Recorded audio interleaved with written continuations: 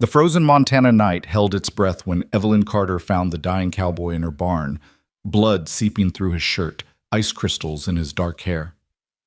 "Don't tell anyone I'm here," he gasped, desperation cracking his voice. She should have refused, should have turned away this dangerous stranger who'd brought violence to her doorstep. But as their eyes met in the flickering lantern light, something shifted in her solitary heart. "Who'd I tell?" she whispered back, sealing both their fates.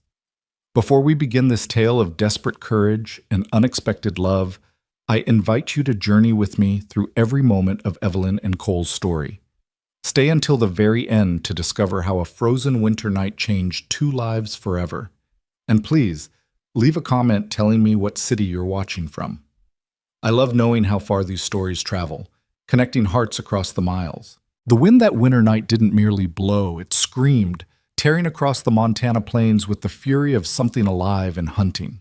It rattled the windows of the Carter homestead until the glass sang with tension, pushed against the walls like invisible hands seeking entry, and sent snow spiraling in wild, dervish patterns that erased the world beyond the porch in sheets of white. Inside the small farmhouse, Evelyn Carter sat before the dying fire, a quilt wrapped around her shoulders, listening to the storm wage its war against the silence she'd grown accustomed to. 3 months had passed since they'd laid her father in the frozen ground up on Cedar Hill. 3 months since the pneumonia had stolen him away and left her alone on this 160 acres of stubborn Montana earth. She was 24 years old, unmarried, and according to the church ladies in Granite Creek, in a precarious situation. That's what Mrs. Henderson had called it, her voice dripping with concern that felt more like judgment. "A young woman alone, so far from town. It's not proper, dear. Not safe." Evelyn had smiled politely and said nothing, because what was there to say? That she'd been running this homestead alongside her father since her mother died when she was 12? That she could shoot straight, deliver a calf, mend a fence, and doctor a horse better than half the men in the county? That proper was a luxury for women who had choices, and she had land to keep and a promise to honor? Her father's last words echoed in her mind as they did every night. "Don't let them take this from you, Evie. Your grandfather died clearing these fields. I've given my life to them. This land is our name, our blood. Promise me." She'd promised, even as she'd watched the light fade from his eyes. Now the fire crackled low, and Evelyn considered the cold walk to the woodpile versus another hour wrapped in blankets. The wind answered for her with a particularly vicious gust that sent a shower of snow down the chimney, hissing against the embers. She sighed, unwrapped herself, and had just reached for her boots when she heard it, a sound that didn't belong to the storm. She froze, one boot halfway on, her breath suddenly loud in her ears. There it was again, a thump, muffled by distance and wind, but distinct, coming from the barn. Evelyn's hand went automatically to the rifle above the fireplace, her father's Winchester, oiled and loaded as he'd taught her. "Out here," he used to say. "The law is a day's ride away. You be ready to be your own law, girl." She pulled on her coat, wrapped a scarf around her face, and lit the oil lantern with steady hands, despite the sudden hammering of her heart. The last time someone had come around at night had been 2 years ago. 3 drifters looking for easy pickings, thinking a farmer and his daughter would be simple prey. Her father had met them on the porch with that same Winchester, and Evelyn had stood beside him with the shotgun. The drifters had left without testing their luck, but her father wasn't on the porch anymore. The cold hit her like a physical blow when she opened the door, stealing her breath and making her eyes water instantly. The snow was knee-deep on the path to the barn, and she had to fight for every step, the lantern swinging wildly and casting dancing shadows across the white landscape. The barn door hung half open, banging against its frame. That was the sound she'd heard. She'd secured it before dark. She was certain of it. Someone or something had opened it. "Hello?" she called out, but the wind tore the word away unheard. Evelyn pushed into the barn, and the comparative stillness was almost shocking. The wind howled outside, but the thick log walls held most of it at bay. Her 2 cows, Bess and Molly, stood in their stalls, nervous and wide-eyed. Her father's old gelding, Sam, nickered softly. "Easy," she murmured, raising the lantern high. That's when she saw the blood. Dark droplets in the hay, leading toward the back corner where they kept the extra feed. Her finger found the rifle's trigger, and she moved forward slowly, the lantern held high in her left hand, the Winchester ready in her right. "I know you're here," she said, her voice steady and cold. "Show yourself, or I'll assume you mean harm and act accordingly." Silence. Then a sound, something between a groan and a gasp. She rounded the corner, and there he was. A man, collapsed in the hay, his dark coat soaked with snow and something darker. Blood. His hat had fallen off, revealing dark hair plastered to his head, and even in the dim light she could see he was shaking, violent tremors that spoke of cold that had gone bone deep. "Please," he managed through chattering teeth. His eyes found hers. Blue eyes, she noticed, even in the lamplight, desperate and glazed with pain. "Please, don't tell anyone I'm here." Evelyn should have backed away, should have kept the rifle trained on him and demanded answers, should have recognized the danger in harboring a bleeding stranger who was hiding from someone or something in the middle of a Montana blizzard. Instead, she heard herself say, "Who'd I tell?" The absurdity of it struck her even as the words left her mouth. It was midnight in a snowstorm. She lived 5 miles from the nearest neighbor, and the town was a 2-hour ride in good weather. Even if she wanted to tell someone, she couldn't. She knelt beside him, setting the lantern down and keeping the rifle close. "Are you shot?" He nodded, his jaw clenched tight against the shaking. "Left side. Went through, I think, few hours ago." "You've been out here for hours?" She pushed his coat aside and found his shirt soaked with blood. The wound was in his side, just above his hip. "You're lucky you're not dead." "Don't feel particularly lucky," he managed, and despite everything, there was a ghost of humor in his voice. "Can you stand?" "Tried. Couldn't."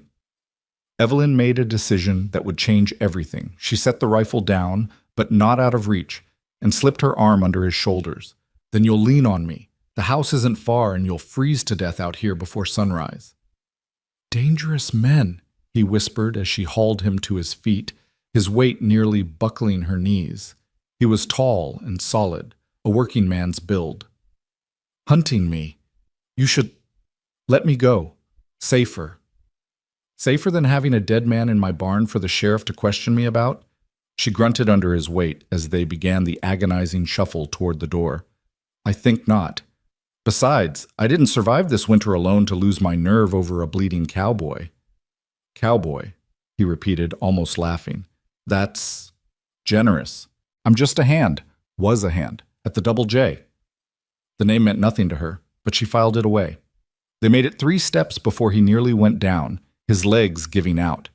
Evelyn caught him, surprising herself with her own strength. Years of farm work had built muscles the church ladies told her were unladylike. "Stay with me," she commanded. "You don't get to die in my barn without my permission, understand?" "Yes, ma'am," he breathed, and she felt him gather himself, pushing through the pain. The journey to the house took an eternity. The snow fought them for every inch, and twice she thought they'd both go down in the drifts. But Evelyn Carter was her father's daughter. She'd learned stubbornness before she'd learned to walk, and she refused to let this stranger die because she wasn't strong enough. They crashed through her front door in a tumble of snow and blood. She kicked it shut behind them and half-dragged him to her father's bed. She'd been sleeping in her own small room off the kitchen since the funeral, unable to face the empty space where he'd died. "On the bed," she ordered, and he collapsed onto it with a groan that spoke of relief and agony in equal measure. Now, in the better light of the oil lamps, she could see him clearly for the first time. He was perhaps 30, give or take, with a strong jaw dark with days-old stubble, and those striking blue eyes that watched her with a mixture of wariness and desperate hope. His clothes were worn but well cared for, a working man's outfit. His hands, she noticed as he clutched his side, were calloused from rope and reins. "I need to see the wound," she said, already moving to the kitchen for her father's medical supplies. He'd kept a kit for injuries that were too minor for a 3-hour round trip to the doctor. "I'm getting blood on your bed," he said weakly. "Then you'd better not die on it too, because that would be even harder to clean." Despite everything, she saw his mouth twitch toward a smile. She returned with the kit, a basin of water she'd kept warming on the hearth, and clean cloths. "This is going to hurt." "Can't hurt worse than getting shot," he said, but his voice was tight with anticipation. He was wrong. When she peeled back his shirt, the fabric stuck to the wound with dried blood. He made a sound deep in his throat that was purely animal. But he didn't cry out, and he didn't pull away. His hands fisted in the blankets, and sweat broke out on his forehead despite the cold that still clung to him. "You were right," Evelyn said after a moment's examination. "It went through. Missed anything immediately vital, though you've lost a lot of blood." She began cleaning the wound with practiced efficiency. Her father had taught her this too. They'd doctored enough injured animals over the years, and the principles weren't so different. "You need a real doctor, but you're not getting one tonight." "Can't," he gasped. "Can't risk it. They'll find me." "These dangerous men you mentioned." She threaded a needle with steady hands. "What did you do to make them want to kill you?" "Try to do the right thing," he said, and there was such bitter regret in his voice that she looked up from her work. "Always try to do the right thing. Never seems to work out. Hold still." She began to stitch, and to his credit, he barely flinched. "Tell me what happened. If you're going to bleed on my father's bed, I think I deserve a story." He was silent for a long moment, and she thought he might refuse. But then, perhaps because he needed something to focus on besides the needle piercing his flesh, or perhaps because he sensed that she was risking something by helping him, he began to talk. "There's a woman," he started, and Evelyn felt an unexpected twinge of something that might have been disappointment. "Mrs. Sarah Lockwood, widow, about 40, with a small ranch bordering the Double J. Her husband died last spring, horse rolled on him, and she's been trying to run the place herself with just one hired hand." Evelyn nodded, understanding. She knew what that was like. "Theodore Jackson owns the Double J," the cowboy continued, his voice sometimes catching when the needle bit deep. "Biggest spread in the county, 5,000 acres, 100 head of cattle, 20 hands. He's been trying to buy out Mrs. Lockwood for months, says her water rights are messing with his grazing rotation. And she won't sell. Would you?" Evelyn thought of her father's last words, of the 3 generations of Carters who'd bled into this land. No, neither would she, so Jackson decided to persuade her. His jaw tightened, and not from the stitching. 3 nights ago, some of his men, including his foreman, a bastard named Decker, rode out to her place. They were going to burn her out, make it look like an accident with a lamp. Evelyn's hands stilled. "They told you this?" "I heard them planning it. I was in the bunkhouse when Decker came in, choosing his men. I tried to talk him out of it, tried to say it was murder if Mrs. Lockwood was inside, that we'd all hang if we were caught." He laughed bitterly. "Decker said that's why he wasn't picking me, said I was soft. They left me behind." "But you went anyway." "I rode fast, got there first. Mrs. Lockwood didn't want to believe me, thought I was trying to trick her into leaving so Jackson could claim abandonment. I was still trying to convince her when I saw the torches coming up the road." Evelyn resumed stitching, but she was listening intently now. "I got her out through the back, put her on her horse, told her to ride for Granite Creek, to the sheriff. Then I fired a shot into the air, had to make them think someone was defending the place, buy her time." His eyes closed, remembering. "Decker and his boys came in hard, found me in the barn. I shot out the lantern, and in the confusion, managed to get to my horse. But Decker got a shot off as I cleared the fence. And you've been running ever since." "Been running and hiding. Couldn't go back to the Double J, couldn't go to town. Decker would have men watching the roads. I was trying to make it to the next county, find a sheriff Jackson doesn't own, when the storm hit." He opened his eyes and looked at her. "Your barn was the first shelter I'd seen in hours. I'm sorry. I shouldn't have brought this to your door." Evelyn tied off the last stitch and began bandaging the wound. "This Mrs. Lockwood, you think she made it to town?" "I pray she did. If she didn't, if Decker caught her..." He didn't finish the sentence. "And if she did make it, if she told the sheriff, then Decker is riding with a posse hunting for me, to shut me up before I can confirm her story." His hand caught hers, and she felt the calluses and the tremor of cold still in him. "You really should turn me out. Come sunrise, they'll be searching every building for 20 miles. Evelyn looked down at their hands, his large and rough, hers smaller but equally work-worn. She thought about her father, about the promises made and the choices that defined a person. She thought about Mrs. Lockwood, alone and desperate, trying to hold on to her dead husband's legacy. She thought about being a woman alone in a hard land and what it meant to help or to turn away. I lived in this house for 24 years, she said quietly. My father built it with his own hands when he married my mother. She died in that bedroom when I was 12, bringing my brother into the world. He didn't survive either. My father worked himself to exhaustion keeping this land, and when the pneumonia took him last November, I held his hand and promised him I wouldn't let anyone drive me off. She met the cowboy's eyes. I know what it means to fight for what's yours. I know what it means to stand against people who think they can take what they want because they're bigger and stronger and richer. She released his hand and stood, gathering the bloody cloths. So no, I'm not turning you out. You stay until this storm passes and you're well enough to ride. And if Decker comes knocking, we'll handle it. You don't even know my name, Shas, he said softly. No, she agreed. I don't. Cole Maddox. Evelyn Carter. She nodded toward the bed. Welcome to the Carter homestead, Mr. Maddox. Try not to die in your sleep. I've had enough death in this house to last a lifetime. Despite the pain he must have been feeling, despite the danger and the cold and the blood loss, Cole Maddox smiled. It was a real smile, reaching his eyes, transforming his face from merely handsome to something that made Evelyn's heart skip in a way she wasn't prepared for.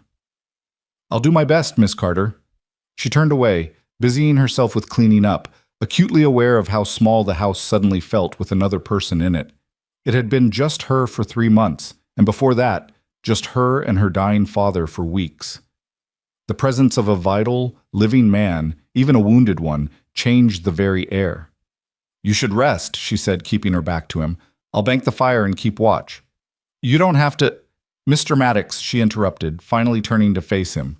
You're running from men who want to kill you. You've lost enough blood to fill a bucket, and there's a blizzard raging outside that shows no signs of stopping. I think sleeping might be the least of your concerns, but someone needs to stay awake in case that fever I see starting in your eyes gets worse. I know this house, I know how to tend the sick, and I've been managing alone for months, so yes, I do have to. He studied her for a long moment, and she felt assessed in a way that was different from how the men in town looked at her. They saw a young woman, a potential wife, an anomaly to be either pursued or pitied. Cole Maddox saw something else, an equal, perhaps, or at least someone to be taken seriously. You're not what I expected, he said finally. When you stumbled into my barn bleeding and begging for shelter, what exactly were you expecting? I don't know. Not someone who'd risk harboring a fugitive. Not someone who could stitch a gunshot wound without flinching. He paused. Not someone like you. Evelyn felt heat rise in her cheeks and turned away again. Yes, well, Montana makes us tough or kills us. I wasn't ready to die yet. She heard him shift on the bed, settling in with a groan. Thank you, Miss Carter. I won't forget this kindness. Thank me when you're healed and gone, she said, pulling a chair close to the fire and wrapping herself in a quilt. Thank me when Decker and his men ride past without stopping. Thank me when you're safe. Within minutes, she heard his breathing even out, though it was rough and labored. The fever she'd seen starting in his eyes would get worse before it got better. Bullet wounds almost always brought fever, her father had told her, even when they were cleaned properly. She'd need to watch him through the night, be ready to cool him down if he got too hot, to pile blankets on him if the chills took hold. The wind continued to howl around the house, and snow built up against the windows like nature itself was trying to seal them in. Evelyn fed the fire and listened to Cole's breathing, to the storm, to the creaking of the house settling around them. She thought about dangerous men riding through the night, about a woman fleeing to town with a desperate story, about the choice she'd made to pull a bleeding stranger from her barn instead of leaving him to freeze. Her father used to say that every life was a series of moments where you chose who you were going to be, coward or hero, cruel or kind, selfish or generous. He'd said that Montana tested those choices harder than anywhere else, that the land demanded you be genuine because anything false wouldn't survive the winters. I hope I chose right, Papa, she whispered to the empty room, to the ghost of the man who'd raised her. The fire crackled in response, and from the bed, Cole Maddox shivered in the grip of rising fever. And outside, the storm raged on. Around 2 in the morning, the fever spiked. Evelyn had been dozing in her chair when Cole cried out, a sound of pain and delirium that brought her instantly awake. She rushed to the bed and found him thrashing, his skin burning hot to the touch, sweat soaking through the blankets. "No," he was muttering. "Can't let them. Sarah, run! Have to run." "Mr. Maddox," Evelyn said firmly, trying to still his hands. "Cole, you're safe. You're at the Carter homestead. You're safe." But he didn't hear her. He was somewhere else, reliving that night, fighting his way out of Decker's trap again and again. Evelyn had nursed her father through his final illness. She knew fever, knew its dangers. Moving quickly, she fetched cold water from the kitchen pump. It came up half frozen, which was perfect, and returned with cloths and the basin. She had to peel back the sweat-soaked blankets and unbutton his shirt to reach his chest and neck, where the fever burned hottest. In the lamplight, she could see he was lean and muscled from years of hard work, his skin marked with the scars of a life spent outdoors, rope burns on his hands, a long white line across his ribs that spoke of some old injury, smaller marks she couldn't identify. "Easy," she murmured, bathing his face and neck with the cold cloths. "Easy, Cole. The fever has you, but it will pass. It will pass." She worked through the early morning hours, changing cloths as they warmed from his skin, speaking to him in a low, steady voice, even though she knew he couldn't hear her. She told him about the homestead, about her father and mother, about the life she'd lived here. She told him things she'd never told anyone, words spilling out in the intimate darkness, shared with a stranger who would never remember them. "Sometimes I'm so lonely I forget how to talk," she admitted, as she pressed a fresh cloth to his forehead. "I go days without speaking aloud. The animals don't care, and there's no one else to hear. Papa used to fill up all the silence, always had a story or a lesson or a joke. Now there's just quiet, and sometimes I think the quiet will swallow me whole." Cole's hand suddenly caught hers, his grip surprisingly strong for someone so fevered. His eyes open, but they were glazed and unfocused. "Don't be lonely," he murmured. "Too good to be lonely." Then his eyes closed again, and his grip loosened, and Evelyn found herself holding his hand in both of hers, feeling the rapid pulse at his wrist. "You don't even know me," she whispered. But she didn't let go. The fever broke just before dawn. Evelyn knew the moment it happened because she'd been watching him so intently that she caught the instant his breathing changed, becoming deeper and more natural. The tight lines of pain around his eyes eased, and some of the color returned to his face. She sagged in her chair with relief so profound it made her dizzy. Then, because she was practical above all things, she checked his bandages, found them clean, checked his wound, found it showing no signs of infection, and finally allowed herself to believe he would survive. The storm was still raging outside when she returned to her chair, but the house felt different now. Warmer somehow. Less empty. She must have fallen asleep because she woke to find pale morning light struggling through the snow-blocked windows and a pair of blue eyes watching her with clear awareness. "Morning," Cole said, his voice rough but lucid. "Did I survive?" Evelyn sat up, rubbing her neck where it had kinked. "Barely. Your fever spiked around 2. You've been out since then." "And you stayed up all night watching me?" "Someone had to. You were ranting about running and burning barns and someone named Sarah." He winced. "Sorry." "Don't apologize for delirium." She stood, stretching muscles stiff from the awkward sleeping position. "How do you feel?" "Like I got shot and then dragged through a snowstorm." "Accurate." She moved to the kitchen area, suddenly self-conscious under his steady gaze. "Can you keep down broth?" "I can try." She had soup bones from the chicken she'd butchered 2 days ago, and she put them on to simmer with vegetables from her root cellar. While the broth cooked, she went to check on the animals, fighting through snow that had drifted nearly to her waist in places. The barn was cold but secure. She fed and watered the animals, milked the cows, and gathered the eggs from the chickens that roosted in the loft. Normal tasks, the everyday rhythm of farm life. Except nothing was normal anymore, because there was a wanted man in her father's bed and dangerous riders somewhere out in the storm. When she returned to the house, Cole had managed to sit up, though he was pale and sweating from the effort. You shouldn't be moving, she scolded, setting down her burdens. Couldn't just lie there while you did all the work. You were shot yesterday. I think lying there is exactly what you should be doing. It's not yesterday anymore. Fine. You were shot the day before yesterday. Better?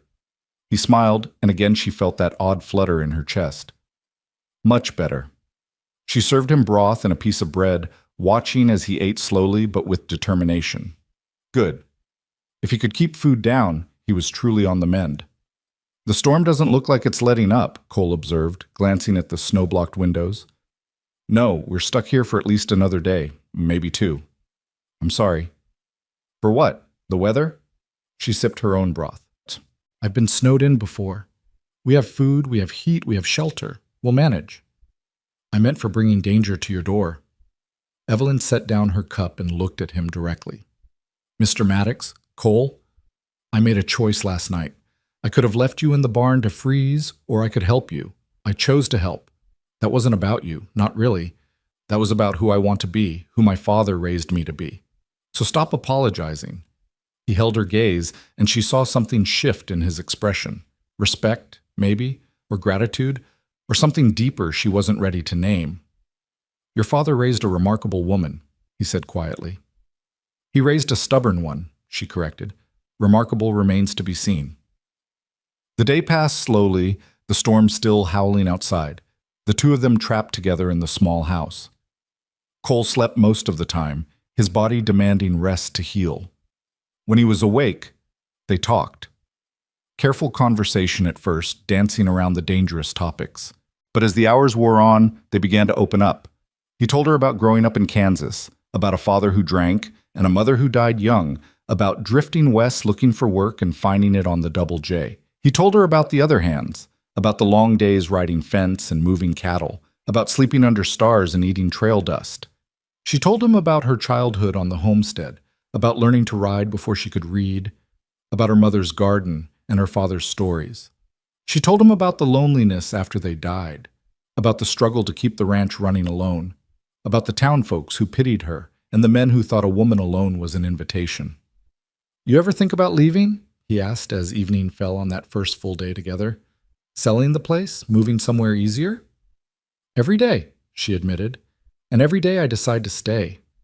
This is my family's legacy. This is everything they worked for. If I leave, all that work, all that sacrifice, it means nothing. It means you survived. That has to count for something. Maybe. She stared into the fire. But it doesn't feel like enough. That night, as the storm continued its assault, Evelyn slept in her own room for the first time in days, leaving Cole in her father's bed. But she kept her door open, listening for any sign that his fever had returned or that he needed help. She lay in the darkness, aware of another person breathing in the next room, and found it comforting in a way she hadn't expected. On the second day, Cole was strong enough to sit up without help, to eat solid food, to carry on longer conversations without tiring. The storm had finally started to ease, though snow still fell steadily, adding to the already impressive accumulation. They fell into an easy rhythm. Evelyn would go out to tend the animals while Cole rested, then they'd share breakfast and talk.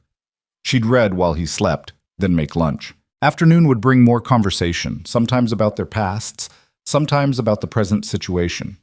Do you think Mrs. Lockwood made it to the sheriff? Evelyn asked as she changed his bandages on that second afternoon. I have to believe she did, Cole said. The alternative is that Decker caught her, and if that's true, he trailed off, his jaw tight. If that's true, they'll kill her to keep her quiet, and you're the only witness. Yes, Evelyn finished the bandaging. Then we hope she made it, and we prepare for what happens when the storm clears and Decker comes looking. I won't let them hurt you, Cole said fiercely. If they come, I'll go willingly. I won't let you get caught in the middle of this. Too late for that. I'm already in the middle of it. She met his eyes. Besides, this is my land. If anyone needs defending here, it's you, not me. You're serious. As the grave. I told you, Montana makes us tough. She stood, gathering the soiled bandages. I can shoot, I can fight, and I'm not about to let Theodore Jackson's hired guns intimidate me on my own property. Cole stared at her like he was seeing her for the first time. I believe you. That evening, as they sat before the fire, Cole in a chair now, growing stronger by the hour, he asked her about her dreams. "What do you want, Evelyn?" he said. "Beyond keeping this land, what do you want for yourself?" No one had ever asked her that before. The question caught her off guard, and for a long moment she didn't answer. "I want," she finally said, "not to be alone. I want someone who sees me as a partner, not as someone to be protected or pitied. I want to build something that matters. I want—" She paused, feeling vulnerable in a way she rarely allowed. "I want to not be afraid anymore." Afraid of what? That I'll fail, that I'll let my parents down, that I'll wake up one day and realize I've spent my whole life fighting for something that doesn't matter to anyone but me. Cole was quiet for a moment. Then he said, "It matters to you. That makes it matter." Something in his voice made her look up, and she found him watching her with an intensity that made her breath catch. "What do you want?" she asked, deflecting the moment. "After all this is over, what will you do?" "I don't know anymore," he admitted. "Before this, I just wanted honest work and a place to lay my head. But now," he looked at her, "now I think I want more than that. I think I want what you described. A partner. Something to build. A reason to stay in one place instead of drifting." The fire crackled between them, and outside the wind finally began to die down. On the third morning, Evelyn woke to silence. The storm had passed in the night, leaving behind a world transformed by snow. Everything was white and pristine and still, the kind of stillness that comes only after a Montana blizzard has exhausted itself. She found Cole already awake, standing at the window despite the fact that he should still be resting. He'd managed to dress himself in a clean shirt she'd found in her father's trunk. It fit him well enough, though it was a bit large in the shoulders. "Storm's over," he said without turning. "Yes." She joined him at the window, looking out at the drifts that rose halfway up the fence posts, which means Decker will be riding soon if he hasn't already. "I should go, before they get here." "You can barely walk." "I can ride well enough." "And go where?" "You're still wanted. Mrs. Lockwood has either cleared your name or she hasn't. Until we know which, you're not safe anywhere." He turned to face her, and in the morning light she could see the worry in his eyes. "I won't put you at risk, Evelyn. You've done more than enough." "Let me decide what's enough for me," she said firmly. Then, softer, "Besides, where would you go that I'd know you were safe? At least here I can watch your back." "Why are you doing this?" The question was almost plaintive. "You don't owe me anything." "Maybe I'm doing it for me," she said. "Maybe I'm tired of being alone. Maybe I'm tired of being afraid. Maybe I—" She stopped, the words catching in her throat. "Maybe I'm falling for you," she didn't say. "Maybe in 3 days you've become more real to me than anyone has been in years. Maybe the thought of you riding away into danger makes my chest hurt in a way I can't explain. Maybe I just think it's the right thing to do," she finished instead. Cole reached out and took her hand, his calloused palm warm against hers. "Thank you," he said simply, "for everything." They stood there in the morning light, hands joined, and Evelyn felt the weight of possibility between them, of paths branching, of choices that would define everything that came after. Then, from outside came a sound that shattered the moment. Hoofbeats. Multiple horses, coming fast up the road. Cole's hand tightened on hers. "They're here." Evelyn felt her heart begin to race, but her voice was steady when she spoke. "Then we handle it. Together." She moved to get her father's rifle, checking it was loaded, while Cole stood by the window watching the riders approach. "How many?" she asked. "3. Decker's in front. I recognize his black gelding." "Then it's time to find out if Mrs. Lockwood made it to the sheriff," Evelyn said, and walked toward the door to face whatever came next, her rifle in hand and a wanted cowboy at her back, ready to defend the home her father had built, and the choice she'd made 3 nights ago in a storm. The story of Evelyn Carter and Cole Maddox was far from over. It was, in fact, just beginning. But as she opened that door to face Theodore Jackson's men, she knew with absolute certainty that whatever happened next, she wouldn't face it alone. And for a woman who'd been alone for far too long, that made all the difference. The riders drew closer, and the Montana morning held its breath. And inside the Carter homestead, Two people who'd been strangers 3 days ago stood together, prepared to face the storm that was coming. The one made not of snow and wind, but of men with guns and dark intentions. The moment of truth had arrived, and Evelyn Carter was ready. The three riders reined in their horses 30 yards from the house, their breath and the animal's breath creating clouds of vapor in the frigid morning air.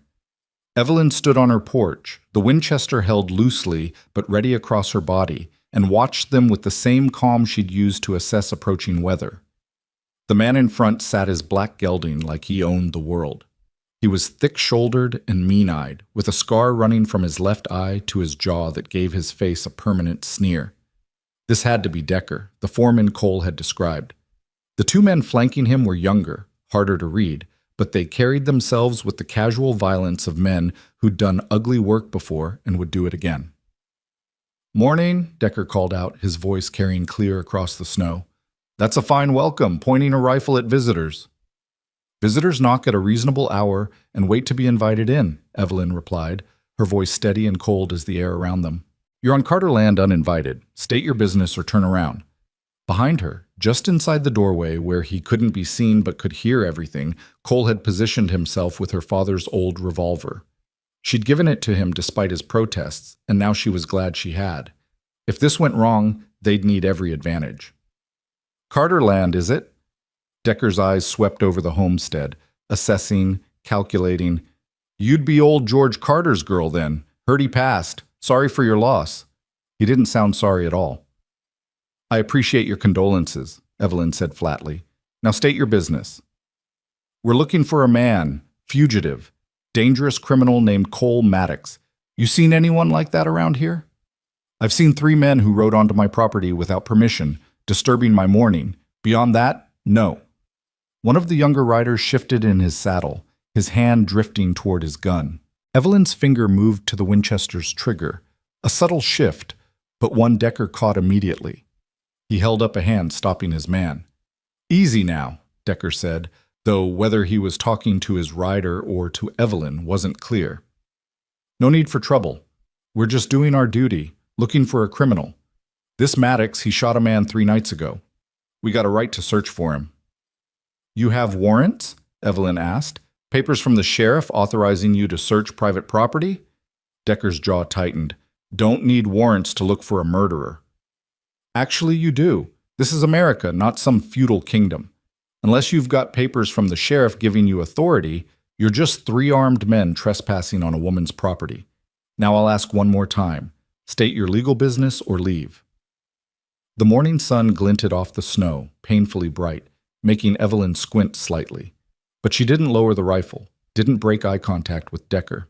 "You're alone out here," Decker said, and there was a new edge to his voice, something that made Evelyn's skin crawl. "Long way from town. Lot could happen to a woman alone." "Are you threatening me, Mr. Decker?" His eyes narrowed. "How'd you know my name?" "Because I asked who was likely to come onto my land making threats, and your name came up first," she lied smoothly. "You work for Theodore Jackson, and word is you do his dirty work. So yes, I know who you are, which means you should know that I'm not some frightened girl who'll fold because you ride up here trying to intimidate me." Inside, she heard Cole shift slightly, readying himself in case this turned violent. Her heart was hammering against her ribs, but years of dealing with difficult cattle buyers and aggressive neighbors had taught her how to project calm she didn't feel.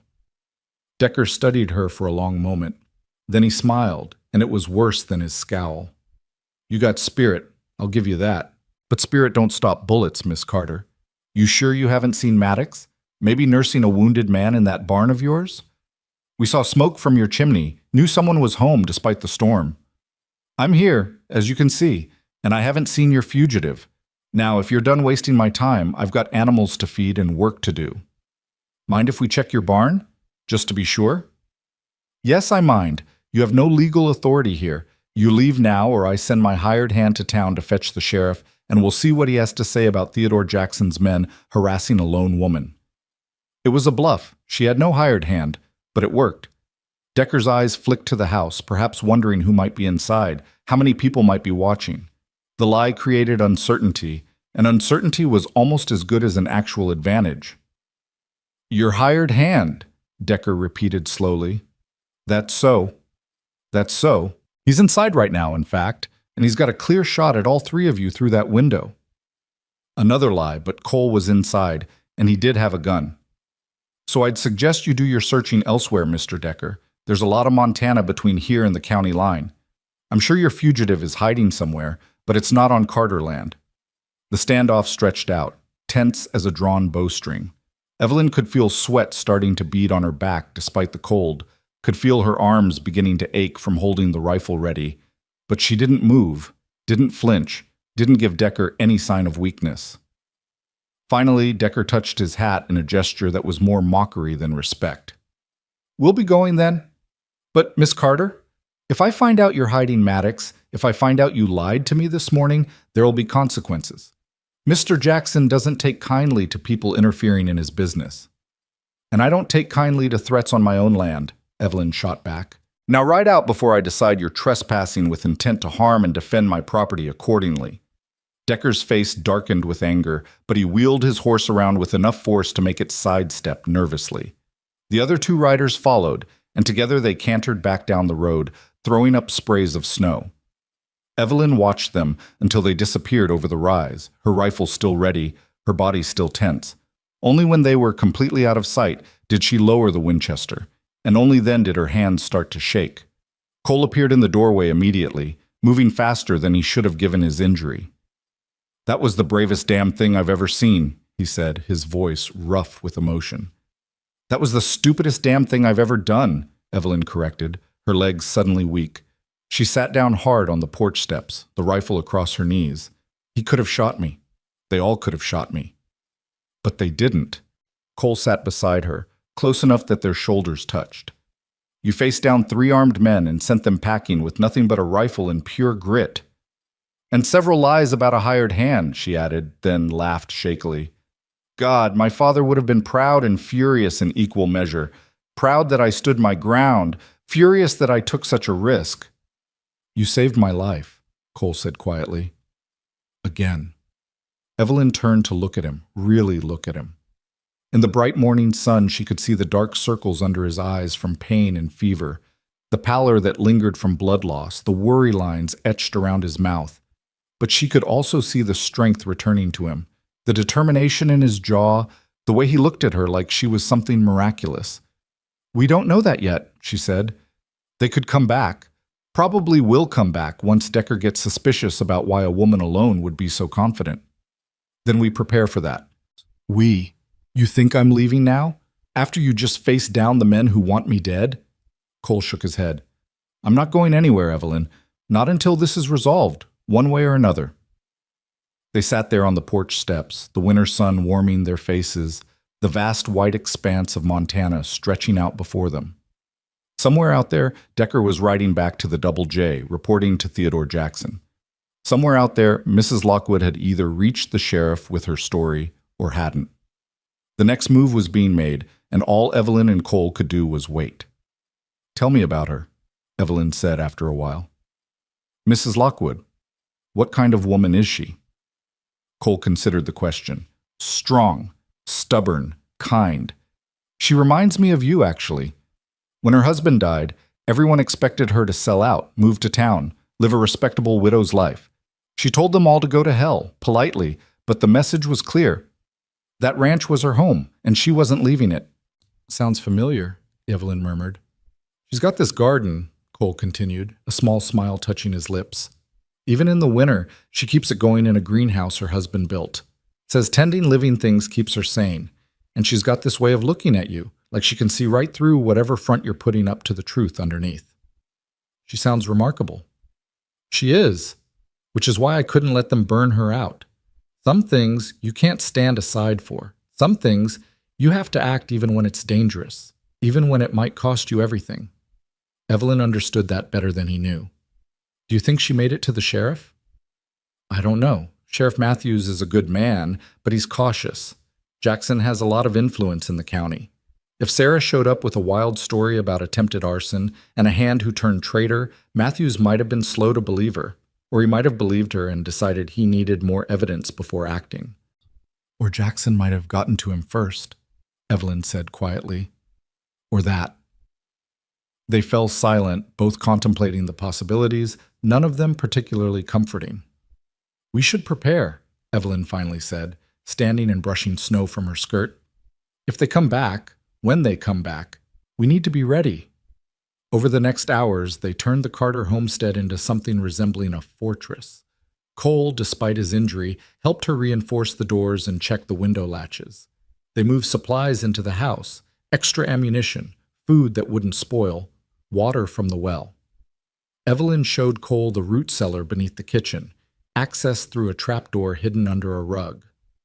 If they come in force, she explained, you hide there. It's small, but they'd have to know to look for it. I'm not hiding while you face them alone. You're still wounded, you're wanted, and you're the one they're hunting. She met his eyes firmly. If it comes to it, you hide. That's not negotiable. You're a stubborn woman, Evelyn Carter. So I've been told. As the day wore on, they settled into a routine born of necessity. Evelyn did the outside work while Cole watched from the windows, his borrowed revolver always close at hand. She fed the animals, gathered eggs, broke ice on the water trough. Normal tasks, but performed with one eye always on the horizon, watching for riders. In the afternoon, Cole insisted on helping her split wood despite her protests. I can sit around being useless, or I can do something, he said. My choice. They worked side by side in the crisp air, the rhythm of the axe becoming almost meditative. Evelyn found herself watching the way Cole moved, still favoring his injured side, but strong and capable nonetheless.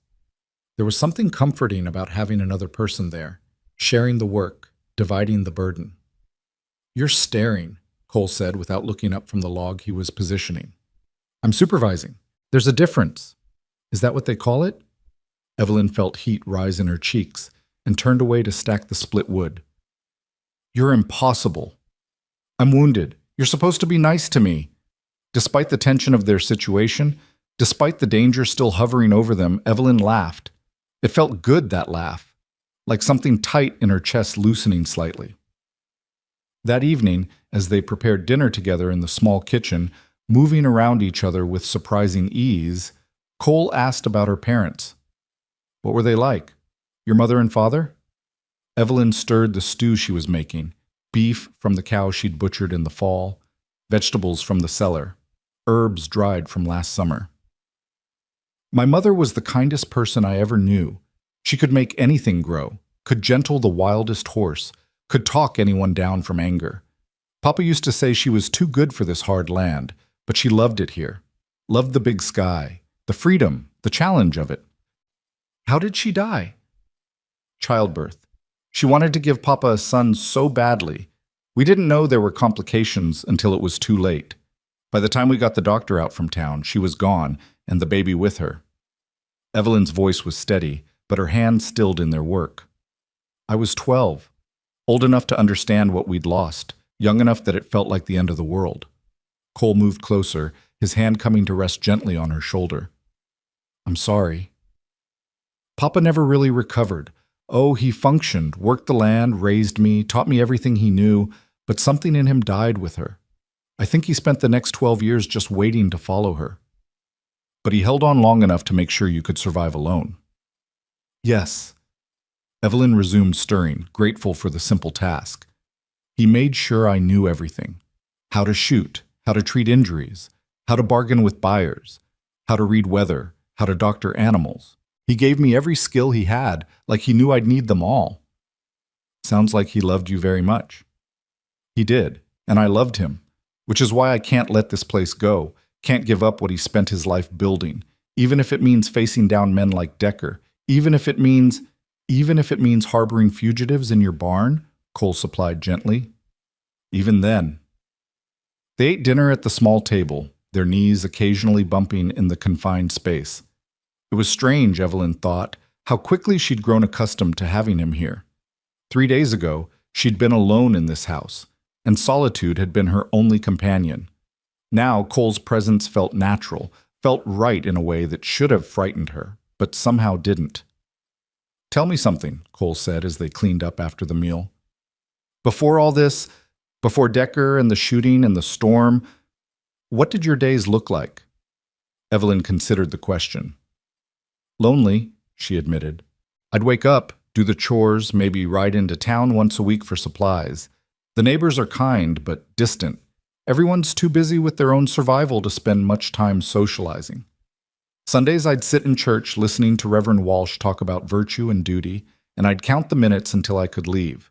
Then home, more chores, dinner alone, bed. Same thing the next day and the day after that. That sounds hard. It was existence, not living. I was so focused on surviving, on keeping the ranch running, that I forgot there was supposed to be more to life than just getting through each day.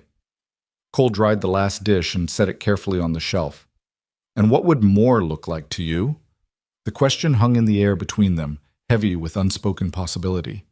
Evelyn turned to face him, leaning back against the counter. Someone to share the work with, she said slowly. Someone to talk to at the end of the day. Someone who saw me as a person, not just a woman alone who needs managing. Someone who...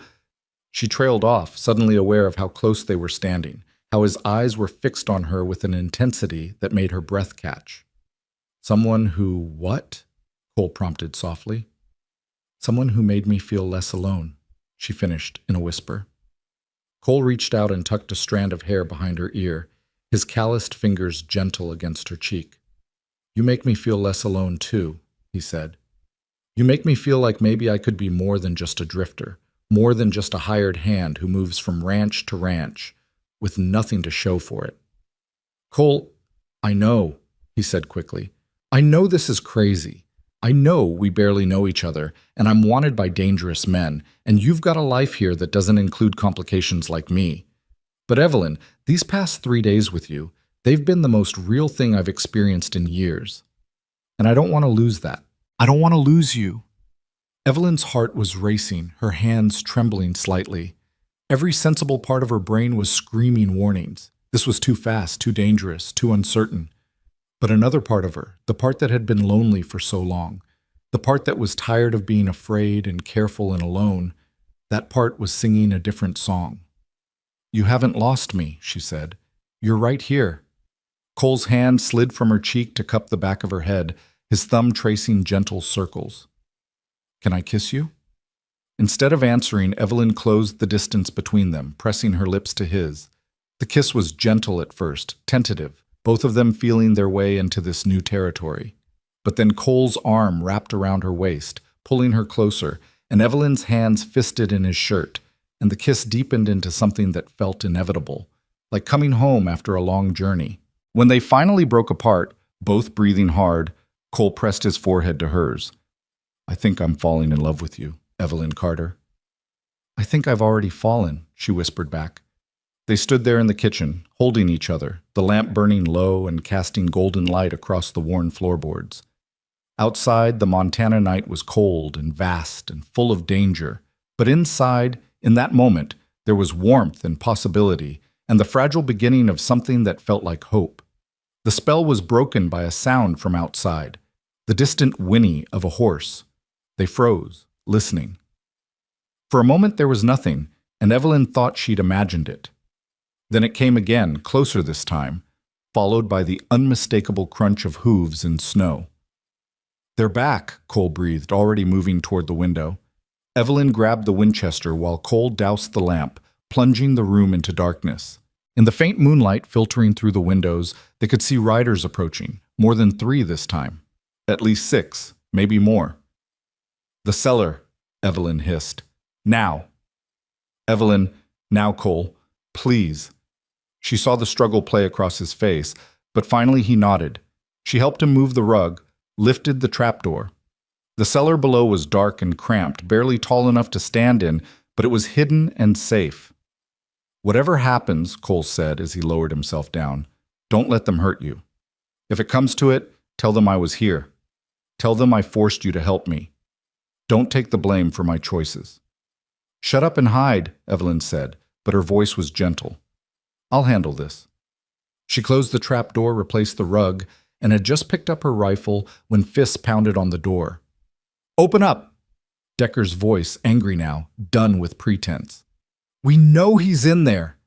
Evelyn took a breath, steadied herself, and opened the door with the rifle pointed at Decker's chest. This time, there was no careful distance maintained. Decker stood on her porch with 5 men behind him, all armed, all looking eager for trouble. In the moonlight, his scarred face looked demonic. "You lied to me this morning," Decker said, his voice low and dangerous. "We found boot prints near your barn, fresh prints, man-sized. You're hiding him." "I told you this morning I hadn't seen your fugitive. That's still true." "Then explain the prints." "My hired hand, like I mentioned. He checks the barn at night for predators." "Your hired hand." Decker smiled, and it was a terrible thing to see. "Then you won't mind if he comes out here and introduces himself?" Evelyn's mind raced. "He's not here. Sent him to town this afternoon for supplies." "In this snow? That's convenient." "What's convenient is you showing up with an armed gang in the middle of the night, making accusations without proof." "Sheriff Matthews wouldn't approve of this, Mr. Decker." At the mention of the sheriff, something flickered across Decker's face. Was it worry? Uncertainty? Before Evelyn could analyze it, he stepped forward onto the porch, and she raised the rifle higher. "One more step and I start shooting. I'm within my rights to defend my home against armed intruders." "You going to shoot all 6 of us, girl?" "I'll start with you and work my way through. Question is, are you willing to die to search my house?"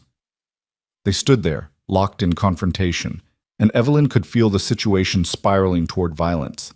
Her finger tightened on the trigger, preparing for whatever came next. Then, from the darkness beyond the riders came a new voice, older, authoritative, used to being obeyed. "That's enough, Decker." Everyone turned. Another rider approached, moving his horse carefully through the snow. As he entered the circle of light from the porch lamp, Evelyn saw a man in his 50s, weather-beaten and stern, with a silver star pinned to his coat. Sheriff Matthews. "Sheriff," Decker said, and there was definitely worry in his voice now. "We were just harassing a young woman on her own property in the middle of the night?" The sheriff reined in beside Decker. "That what you were doing?" "We're looking for Cole Maddox. We have reason to believe—" "I know what you believe," Matthews interrupted, "and I know why you're looking for him. Question is, do you know that Sarah Lockwood rode into my office 2 days ago with a very interesting story?" The silence that followed was profound. Evelyn's heart leaped with hope, but she kept her expression neutral, her rifle steady. "Mrs. Lockwood is alive?" Cole's voice came from inside the house. He'd emerged from the cellar when he heard the sheriff. He appeared in the doorway behind Evelyn, the revolver in his hand. "She made it?" "She made it," Matthews confirmed, his eyes moving between Cole and Evelyn. "Rode through that storm half frozen but determined. Told me everything. About Jackson's plans to burn her out, about Decker here choosing his men, about you riding ahead to warn her and taking a bullet for your trouble." "That's a lie," Decker snarled. "Maddox is the one who—" "Save it," Matthews cut him off. "I've got 3 of your boys in custody already. They talked, Decker, gave you and Jackson up to save their own necks. I've got warrants for your arrest, for Theodore Jackson's arrest, and for the arrest of anyone involved in the attempted arson and attempted murder of Sarah Lockwood." Evelyn watched as the color drained from Decker's face. Around him, his men were looking at each other nervously, calculating their odds, wondering if loyalty to Jackson was worth fighting a lawman. "That's not how this is going to go," Decker said, his hand moving toward his gun. "We outnumber you, Matthews. You and this girl and that traitor Maddox, you don't have a chance." "Maybe not," Matthews agreed calmly. "But I didn't ride out here alone." From the darkness came the sounds of more horses, more riders. 6 deputies emerged from the tree line, all armed, all with rifles trained on Decker and his men. "Now then," Matthews continued, "you boys have a choice. You can come peaceful, stand trial, probably get a few years in territorial prison. Or you can draw on a lawman, which is a hanging offense, and die right here in Miss Carter's yard. Your choice, but you've got about 5 seconds to make it." One of Decker's men immediately raised his hands. "I'm done," he said. "I didn't sign on for murder or hanging." Another followed suit, then another. Within moments, only Decker remained defiant, his hand still hovering near his gun, rage and calculation warring in his eyes. "Don't be stupid, Decker," Cole said from the doorway. "It's over. Jackson's finished, you're finished. Take what mercy you can get." For a long moment, Evelyn thought Decker might draw anyway, might decide that dying in a gunfight was better than hanging. But finally, with a curse that made Evelyn grateful for the cold that kept her windows closed, he raised his hands. Matthews's deputies moved in quickly, disarming and binding Decker and his men. The sheriff himself dismounted and approached the porch, his eyes moving between Evelyn and Cole with something that might have been approval. "Miss Carter," he said, touching his hat, "I apologize for the disturbance. I've been tracking these boys since Mrs. Lockwood came to town, but they kept moving. When she mentioned you'd be on their likely search route, I came as fast as I could." "I appreciate that, Sheriff," Evelyn said, finally lowering her rifle.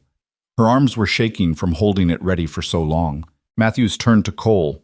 "As for you, Maddox, you're clear. More than clear. Mrs. Lockwood called you a hero, said you saved her life. She's pressing charges against Jackson and Decker, and her testimony combined with what the other boys told us is enough to hang the lot of them." Cole sagged against the door frame, the relief visible in every line of his body. "She's really all right?" "She's fine.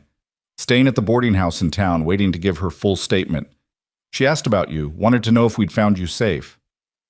"I owe her everything," Cole said quietly. "You owe Miss Carter here too, I'd say," Matthews observed, his sharp eyes taking in the scene. Cole in a borrowed shirt, standing in Evelyn's doorway in the middle of the night, the way they stood close to each other despite the sheriff's presence. Nursing a wounded man through a blizzard takes courage, or foolishness. Sometimes both. "Sometimes both," Evelyn agreed, meeting the sheriff's eyes steadily. She wouldn't apologize for her choices, wouldn't act ashamed for helping someone in need. Matthews studied her for a moment, then nodded slowly.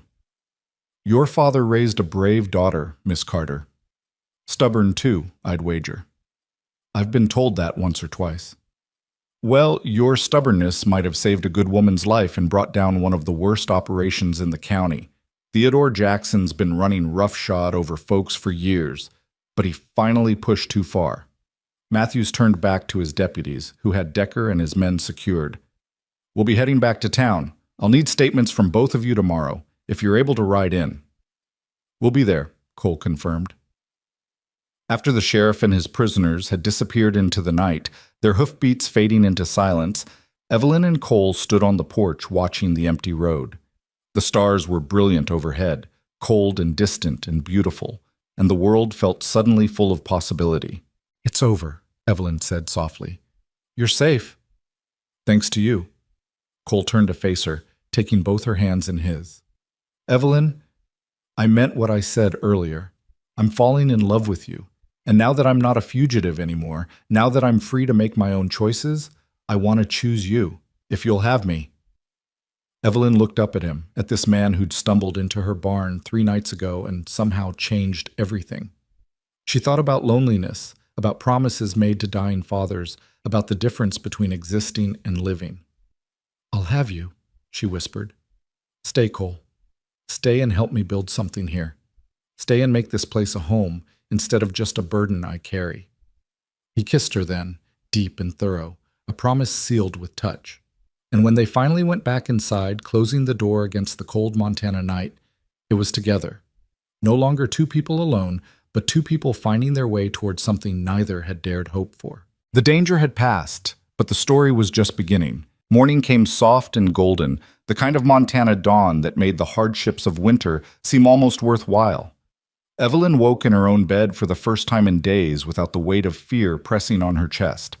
The house was quiet, and for a moment she thought Cole might have left in the night, that perhaps the danger passing had broken whatever spell had held them together. But then she heard sounds from the kitchen, the clink of the coffee pot, the creak of the floorboards under familiar weight, and she smiled into her pillow. She dressed quickly, braiding her hair with practiced efficiency, and emerged to find Cole standing at the stove attempting to make breakfast. He'd clearly raided her pantry and was now staring at a pan of eggs with the concentration of a man defusing a bomb. "They're just eggs," she said from the doorway, unable to suppress her amusement. He jumped slightly, then grinned sheepishly. "I can rope a steer and break a horse, but apparently cooking defeats me. I wanted to surprise you with breakfast." "Consider me surprised." She moved to his side, gently taking the spatula from his hand. "You've got them on too high heat. They'll burn." "See, this is why I need you," he said, and though his tone was light, there was sincerity underneath. They worked together in comfortable silence, Evelyn rescuing the eggs while Cole sliced bread and set the table. It felt domestic and natural, and Evelyn found herself imagining 1,000 mornings just like this one, stretching out into a future she hadn't dared contemplate before. Over breakfast, they discussed the practicalities of what came next. They needed to ride to Granite Creek to give their statements to Sheriff Matthews. Cole needed to collect his wages from the Double J, assuming Jackson hadn't already fled or hidden any money owed. And there were decisions to be made about the future, conversations that felt both thrilling and terrifying. "I don't have much to my name," Cole admitted, pushing scrambled eggs around his plate. "Whatever Jackson owes me, plus maybe $40 saved, not exactly a fortune to build a life on." "I don't have much either," Evelyn replied. "This land, the animals, some savings my father left. We're not rich, but we have enough to survive if we're careful." "We," Cole repeated softly, and Evelyn realized she'd been saying it all morning. Not I or you, but we. The word felt right on her tongue. "Is that presumptuous?" she asked. "We barely know each other. Maybe once you're healed and free, you'll want to move on, find something better than a struggling homestead and a woman who's too stubborn for her own good." Cole reached across the table and took her hand. "Evelyn, I've been drifting for 10 years. Worked dozens of ranches, slept in 100 bunkhouses, never stayed anywhere long enough to call it home. And in 3 days with you, I've felt more at home than in all those years combined. I'm not going anywhere unless you send me away." "I'm not sending you away," she said firmly. "But Cole, you need to understand what you're choosing. This isn't easy land. Winters are brutal. Summers can be just as hard. The work never ends, and the profit margins are thin. I'm barely keeping this place afloat alone." "Then it's good you won't be alone anymore." The simple certainty in his voice made something warm bloom in Evelyn's chest. She squeezed his hand, feeling the calluses that matched her own, the strength that came from years of hard work. "We should go to town," she said. "Get this business with the sheriff settled. And I want to meet Mrs. Lockwood. Thank her for being brave enough to ride through that storm." "She'll like you," Cole predicted. "Two stubborn women who refuse to be pushed around. You'll get along like a house on fire." They saddled up an hour later, Evelyn on her father's old gelding Sam, and Cole on one of the Double J horses he'd ridden in on, technically stolen, but given the circumstances, Sheriff Matthews had indicated he'd overlooked that particular transgression. The ride to Granite Creek took nearly 3 hours through snow that was slowly beginning to melt under weak winter sun.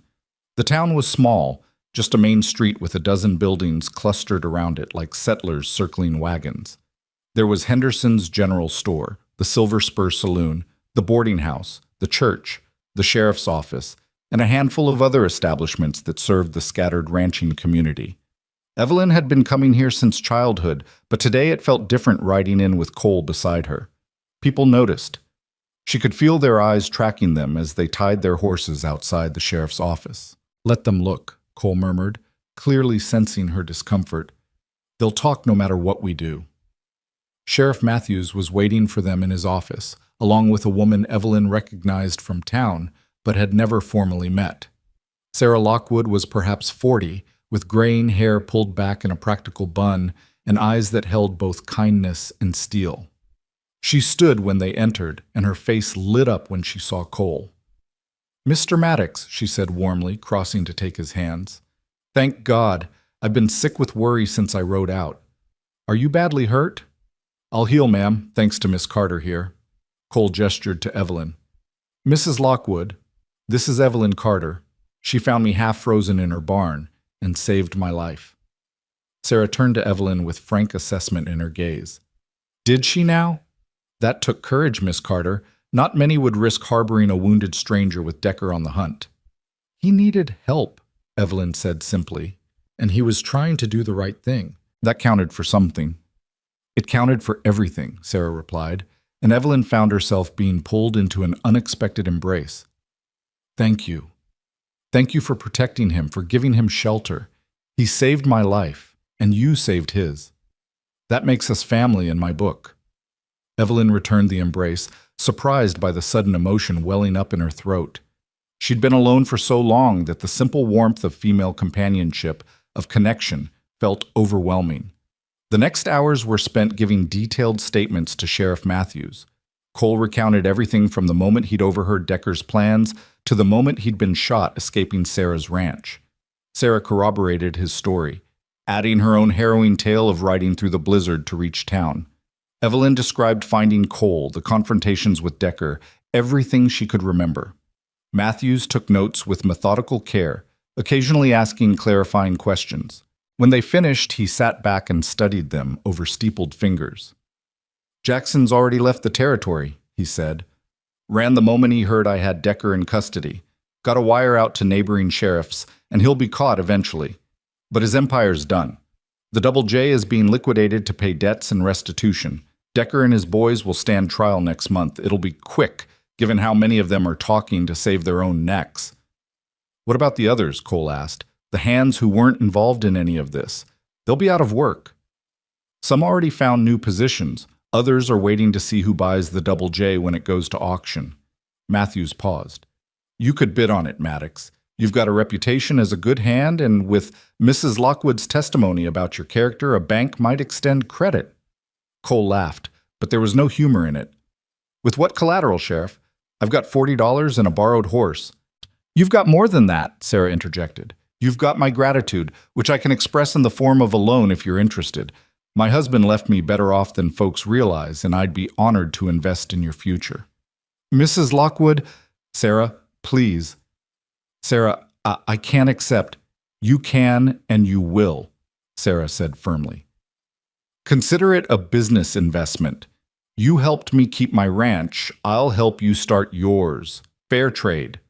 Evelyn watched the exchange with growing understanding. Sarah wasn't just offering charity. She was offering Cole a chance to be his own man, to build something permanent. But she also saw the conflict in Cole's face, the pride warring with practicality. "What about expanding the Carter homestead instead?" Evelyn heard herself say. Everyone turned to look at her. "I mean, my place needs work. The barn needs repairs. I could use more grazing land. Another well would help in dry summers. If Cole and I were to, that is, if we—" She faltered, suddenly aware she was proposing something in front of witnesses that she and Cole had barely discussed in private. "If you were to marry and combine resources?" Sarah supplied gently, a knowing smile on her face.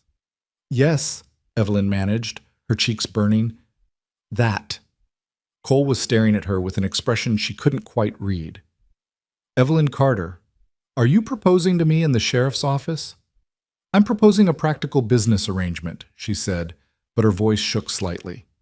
"We both need help. We both want to build something. Together we could—" She didn't get to finish because Cole crossed the distance between them in 2 strides and kissed her soundly, right there in front of the sheriff and Sarah Lockwood and God and everyone. When he pulled back, his eyes were bright with emotion. "Yes," he said simply, "yes to all of it. The partnership, the marriage, the building a life together. Yes." Sheriff Matthews cleared his throat. "Well then, I suppose congratulations are in order. Though you might want to talk to Reverend Walsh about making it official before you start living in sin and giving the church ladies fodder for gossip." "The church ladies already have enough to gossip about," Evelyn said, but she was smiling, her hand clasped tight in Cole's. "But yes, we'll talk to the Reverend." Sarah was beaming at them both. "This is wonderful, and my offer stands. Whatever you need to improve the Carter place, to make it profitable for 2 people building a life, I'm happy to help. Call it a wedding present if loan makes you uncomfortable." They spent another hour working out details with Sarah and the sheriff. There were forms to sign, statements to be witnessed, plans to be made.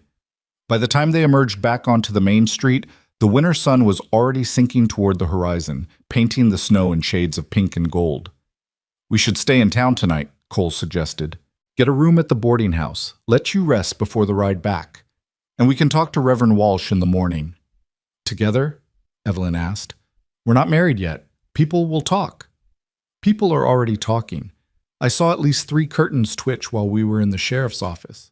He pulled her close, heedless of whoever might be watching. "Besides, I'm done caring what people think." "Are you?" Evelyn thought about the past 3 months of loneliness, of caring too much what the church ladies thought, of trying to be respectable and proper and acceptable. She thought about Cole bleeding in her barn, about facing down Decker's men, about choosing courage over caution.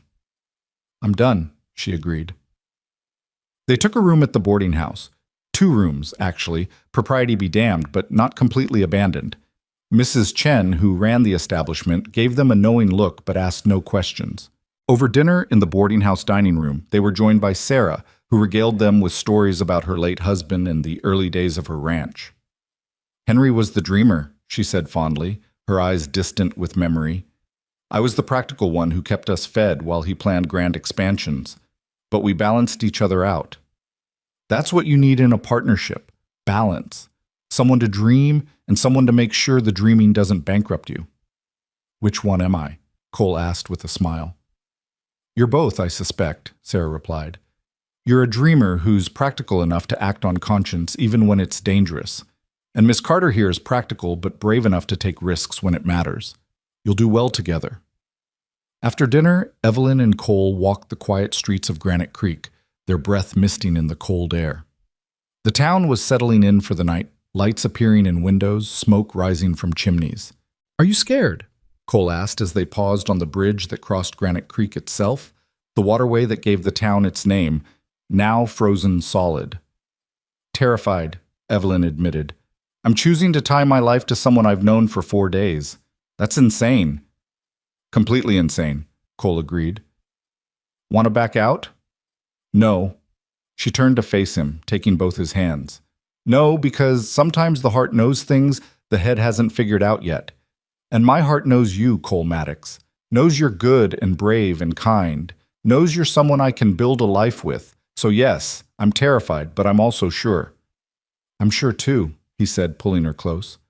"I've never been more sure of anything." They stood there on the bridge, holding each other under the vast Montana sky, and Evelyn felt something shift inside her, a letting go of fear, an opening up to possibility. Her father had told her once that the bravest thing a person could do was choose love despite all the reasons not to. At the time, she'd been 12 and he'd been talking about her mother, but now she understood what he meant. Morning brought Reverend Walsh, a kindly older man who'd known Evelyn since she was a child. They met him at the church, a small white building with a simple cross on top, and explained their situation. "I'll be honest with you," Walsh said, his weathered face thoughtful. "The congregation will have opinions. A woman alone taking in a strange man, then marrying him days later, it will cause talk." "Let them talk," Evelyn said firmly.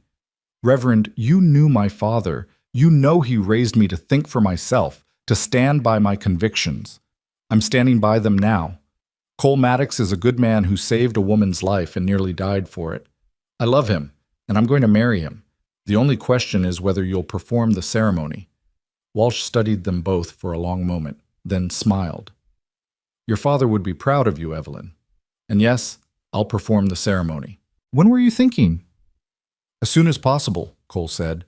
"We've got a homestead to run and not much time before spring planting. No point in delaying." "Next Sunday, then," Walsh decided. "I'll publish the banns this week, give the gossips something to chew on, and we'll have a proper wedding on Sunday morning. Will that suit?" "That will suit perfectly," Evelyn agreed. They rode back to the homestead that afternoon, the winter sun bright overhead and the snow beginning to melt in earnest. Evelyn felt lighter than she had in months, as if some burden she hadn't known she was carrying had finally been set down. Over the next week, they fell into a rhythm that felt like a preview of the life they were building. Cole took over the heavier tasks around the homestead, repairing the barn roof that had been leaking, splitting enough wood to last until spring, fixing the fence that the winter winds had damaged. Evelyn tended the animals, managed the household, and began planning for spring planting. In the evenings, they would sit by the fire and talk. Cole told her about his childhood in Kansas, about the restlessness that had driven him west, about his dreams of someday having land of his own. Evelyn shared memories of her parents, stories about growing up on the homestead, her fears about failing to honor her father's legacy. "You're not failing," Cole assured her one evening as they sat close together on the old settee. "You're adapting. Your father wanted you to keep the land, to make it thrive. You're doing that, just not alone anymore." "I keep thinking he would have liked you," Evelyn said softly. "He always said the measure of a man was what he did when no one was watching, when there was nothing to gain. You rode into danger to save Sarah when you had everything to lose. That would have mattered to him. I hope I get the chance to prove worthy of his daughter, Cole replied, kissing her forehead gently. They maintained careful propriety during that week. Cole slept in the main room on a pallet by the fire, Evelyn in her own bed behind a closed door. But the anticipation built between them like spring tension, the awareness of what Sunday would bring, adding sweetness to every glance, every accidental touch. Sarah rode out midweek with a wagon full of supplies. She brought fabric for a dress. Every bride deserves something special, she insisted, along with food for a wedding breakfast and her own particular brand of practical advice. Marriage isn't always easy, she told Evelyn as they worked together in the kitchen, Cole having made himself scarce to give them privacy. There will be hard days, times when you question why you chose this. But if you remember that you're partners, that you're working towards something together, you can weather anything. How did you and your husband manage? Evelyn asked, cutting vegetables for stew. We talked about everything. Money, plans, fears, hopes. We didn't let resentments fester, and we never went to bed angry. Life's too uncertain to waste time on grudges. Sarah paused in her work. Henry died suddenly, Evelyn. One moment he was alive and planning our future, the next he was gone. I'd give anything for one more day with him, one more conversation. So my advice is this. Don't waste the time you have. Love fiercely, fight fair, and never take a single day for granted. Evelyn found herself blinking back tears. Thank you, Sarah, for everything, for being brave enough to go to the sheriff, for believing in Cole, for helping us now. You gave me back my future when you saved Cole, Sarah said, pulling Evelyn into an embrace. He gave me back my home, and you gave him back his life. We're bound together now, the three of us. That's family. Sunday morning dawned clear and cold, the kind of perfect winter day that Montana occasionally granted, as if in apology for all the harsh ones. Evelyn dressed carefully in the new dress Sarah had helped her make. Simple but beautiful, dark blue wool that brought out her eyes, with careful stitching at the collar and cuffs. She braided her hair and coiled it at the base of her neck, tucking in small sprigs of dried lavender from her mother's garden, saved from last summer, one of the few things she had left of her mother's careful cultivation. Looking at herself in the small mirror, she barely recognized the woman staring back. Gone was the tired, lonely figure who'd trudged through her days. In her place was someone who looked alive, hopeful, ready for whatever came next. Cole had stayed in town the previous night to maintain propriety, so she rode to church with Sarah, who'd insisted on accompanying her. The church was fuller than Evelyn had expected. Apparently the entire congregation had turned out for the wedding, curiosity overriding any other plans. She saw Mrs. Henderson in the third pew, her face pinched with disapproval. Saw the Johnsons, their neighboring ranchers, looking pleased and supportive. Saw familiar faces from town, some friendly, some judgmental, all present to bear witness. And then she saw Cole standing at the altar with Reverend Walsh, and everything else faded away. He'd gotten a new shirt somehow, dark and clean, probably borrowed from the general store.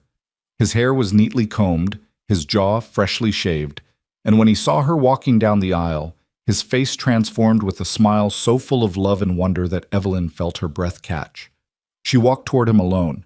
There was no one to give her away, her father gone, and no male relative to perform the traditional duty. But she didn't feel alone. She felt like she was walking toward her future, toward the life she was choosing with clear eyes and a full heart. When she reached the altar, Cole took her hands and whispered, "You're beautiful." "You clean up well yourself," she whispered back, and saw him fight a smile. Reverend Walsh began the ceremony with traditional words, talking about marriage as a sacred covenant, about the responsibilities and joys of building a life together. Evelyn heard the words, but she was focused on Cole's hands holding hers, on the solid reality of him standing beside her. When it came time for vows, Walsh asked Cole to repeat after him. "I, Cole Maddox, take thee, Evelyn Carter, to be my wedded wife," Cole said, his voice strong and clear and certain. "To have and to hold from this day forward, for better or worse, for richer or poorer, in sickness and in health, to love and to cherish till death do us part." Then it was Evelyn's turn, and she met Cole's eyes as she spoke.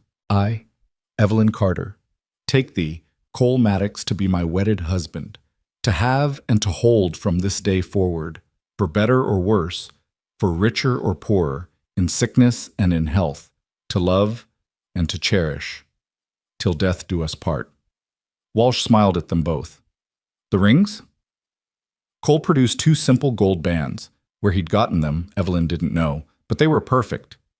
He slipped one onto her finger with hands that trembled slightly, and she did the same for him, the weight of the ring on her hand feeling both foreign and absolutely right. By the power vested in me by the territory of Montana and Almighty God, I now pronounce you man and wife, Walsh declared. Cole, you may kiss your bride. Cole cupped Evelyn's face in his hands and kissed her gently, reverently, a promise sealed before God and witnesses. When they parted, both were smiling through tears, and the congregation applauded despite Mrs. Henderson's audible sniff of disapproval. They walked back down the aisle together. No longer two separate people, but something new. A partnership, a team, a family. Outside the church, Sarah was waiting with well wishes and tears of her own, along with several other townspeople who offered congratulations. Even Mrs. Henderson approached, though her smile was tight. I hope you know what you're doing, Evelyn dear, she said in a tone that suggested she thought otherwise. I do, Mrs. Henderson, Evelyn replied firmly. I know exactly what I'm doing. The wedding breakfast was held at Sarah's ranch, which was closer to town than the Carter homestead. She'd prepared a feast, roasted chicken, fresh bread, preserves, and even a small cake she'd somehow managed to bake. A handful of guests attended, mostly neighbors and the few townspeople who genuinely wished them well. Cole was warmly welcomed by the men, who'd heard about his actions saving Sarah and approved of his courage. The women were more reserved, especially toward Evelyn, but Sarah's obvious approval helped smooth some of the social awkwardness. As the afternoon wore on and guests began to depart, Evelyn found herself standing on Sarah's porch, looking out at the snow-covered landscape, still trying to absorb the fact that everything had changed. She was married. She had a partner. She was no longer alone. Cole came up behind her, wrapping his arms around her waist and resting his chin on her shoulder. Ready to go home, Mrs. Maddox? Mrs. Maddox. The name sent a thrill through her. Yes, she said, turning in his arms to face him. Let's go home. They rode back to the Carter homestead, their homestead now, in the late afternoon light, the sun turning the snow gold and pink. When they arrived, Cole insisted on carrying her over the threshold despite her protests. Tradition, he said, sweeping her up into his arms. Humor me. She laughed and wrapped her arms around his neck as he carried her inside. He set her down gently in the main room, and they stood there for a moment, suddenly shy with each other now that they were truly alone as husband and wife. I don't know what to do now, Evelyn admitted with a nervous laugh. This is my house, our house, but it feels different suddenly. It feels like home, Cole said, pulling her close. For the first time in my life, I'm in a place that feels like home. He kissed her then, deeper than the chaste kiss in the church, and Evelyn felt heat bloom through her body. They had the whole night ahead of them, the whole future stretching out. No more propriety, no more sleeping in separate rooms, just the two of them, building a life together. Later, as darkness fell and they lay together in the bed that had been her father's but was now theirs, Evelyn traced the scar on Cole's side where Decker's bullet had torn through. Does it still hurt? She asked softly. Sometimes, he admitted, but it's worth it. If I hadn't been shot, I wouldn't have stumbled into your barn. I wouldn't have found you. Do you believe in fate? Evelyn asked. That things happen for a reason? I believe in choices, Cole replied, his hand stroking her hair gently. I chose to help Sarah. You chose to help me. We chose each other. That's not fate. That's us deciding who we want to be. I choose you, Evelyn whispered. Every day, I'll choose you. And I choose you, Cole replied, holding her closer. Every day. For the rest of our lives. Outside, the Montana wind sang through the pines, and snow fell soft against the windows. Inside, two people who'd been alone had found each other, had chosen each other, had built something new from the ashes of their separate pasts. The road ahead would be hard. They both knew it, but they would walk it together, and that made all the difference. The storm that had brought Cole to Evelyn's barn had passed, but in its wake, it had left something precious. A love built on courage, a partnership forged in adversity, and a future full of possibility. The Carter homestead was no longer a burden carried alone, but a home being built by two people who understood that the greatest strength came not from standing alone, but from standing together. And as they drifted toward sleep in each other's arms, both felt the same certainty, that whatever challenges tomorrow brought, they would face them side by side, their lives intertwined as surely as their fingers were now, holding tight and refusing to let go. The first weeks of marriage were an education in compromise and discovery. Evelyn woke each morning to the unfamiliar warmth of another person beside her. And though she'd lived alone for months, she found herself adjusting to Cole's presence with surprising ease. He was an early riser like her, up before dawn to tend the animals, and they fell into a natural division of labor that played to both their strengths. Cole took over the repairs that had been mounting since her father's death, fixing the leak in the barn roof that Evelyn had been patching with increasingly creative solutions, reinforcing the chicken coop against predators, mending harnesses and tack that were worn to the point of danger. Evelyn managed the household and the animals, her practiced efficiency keeping them fed and warm through the tail end of winter. But it wasn't all easy. There were moments of friction, small collisions between two people learning to share space and decisions. Like the morning Cole rearranged the tools in the barn without asking, putting everything in what he considered a more logical order. "I can't find anything now," Evelyn said, frustration sharp in her voice as she searched for the wire cutters. "I had a system."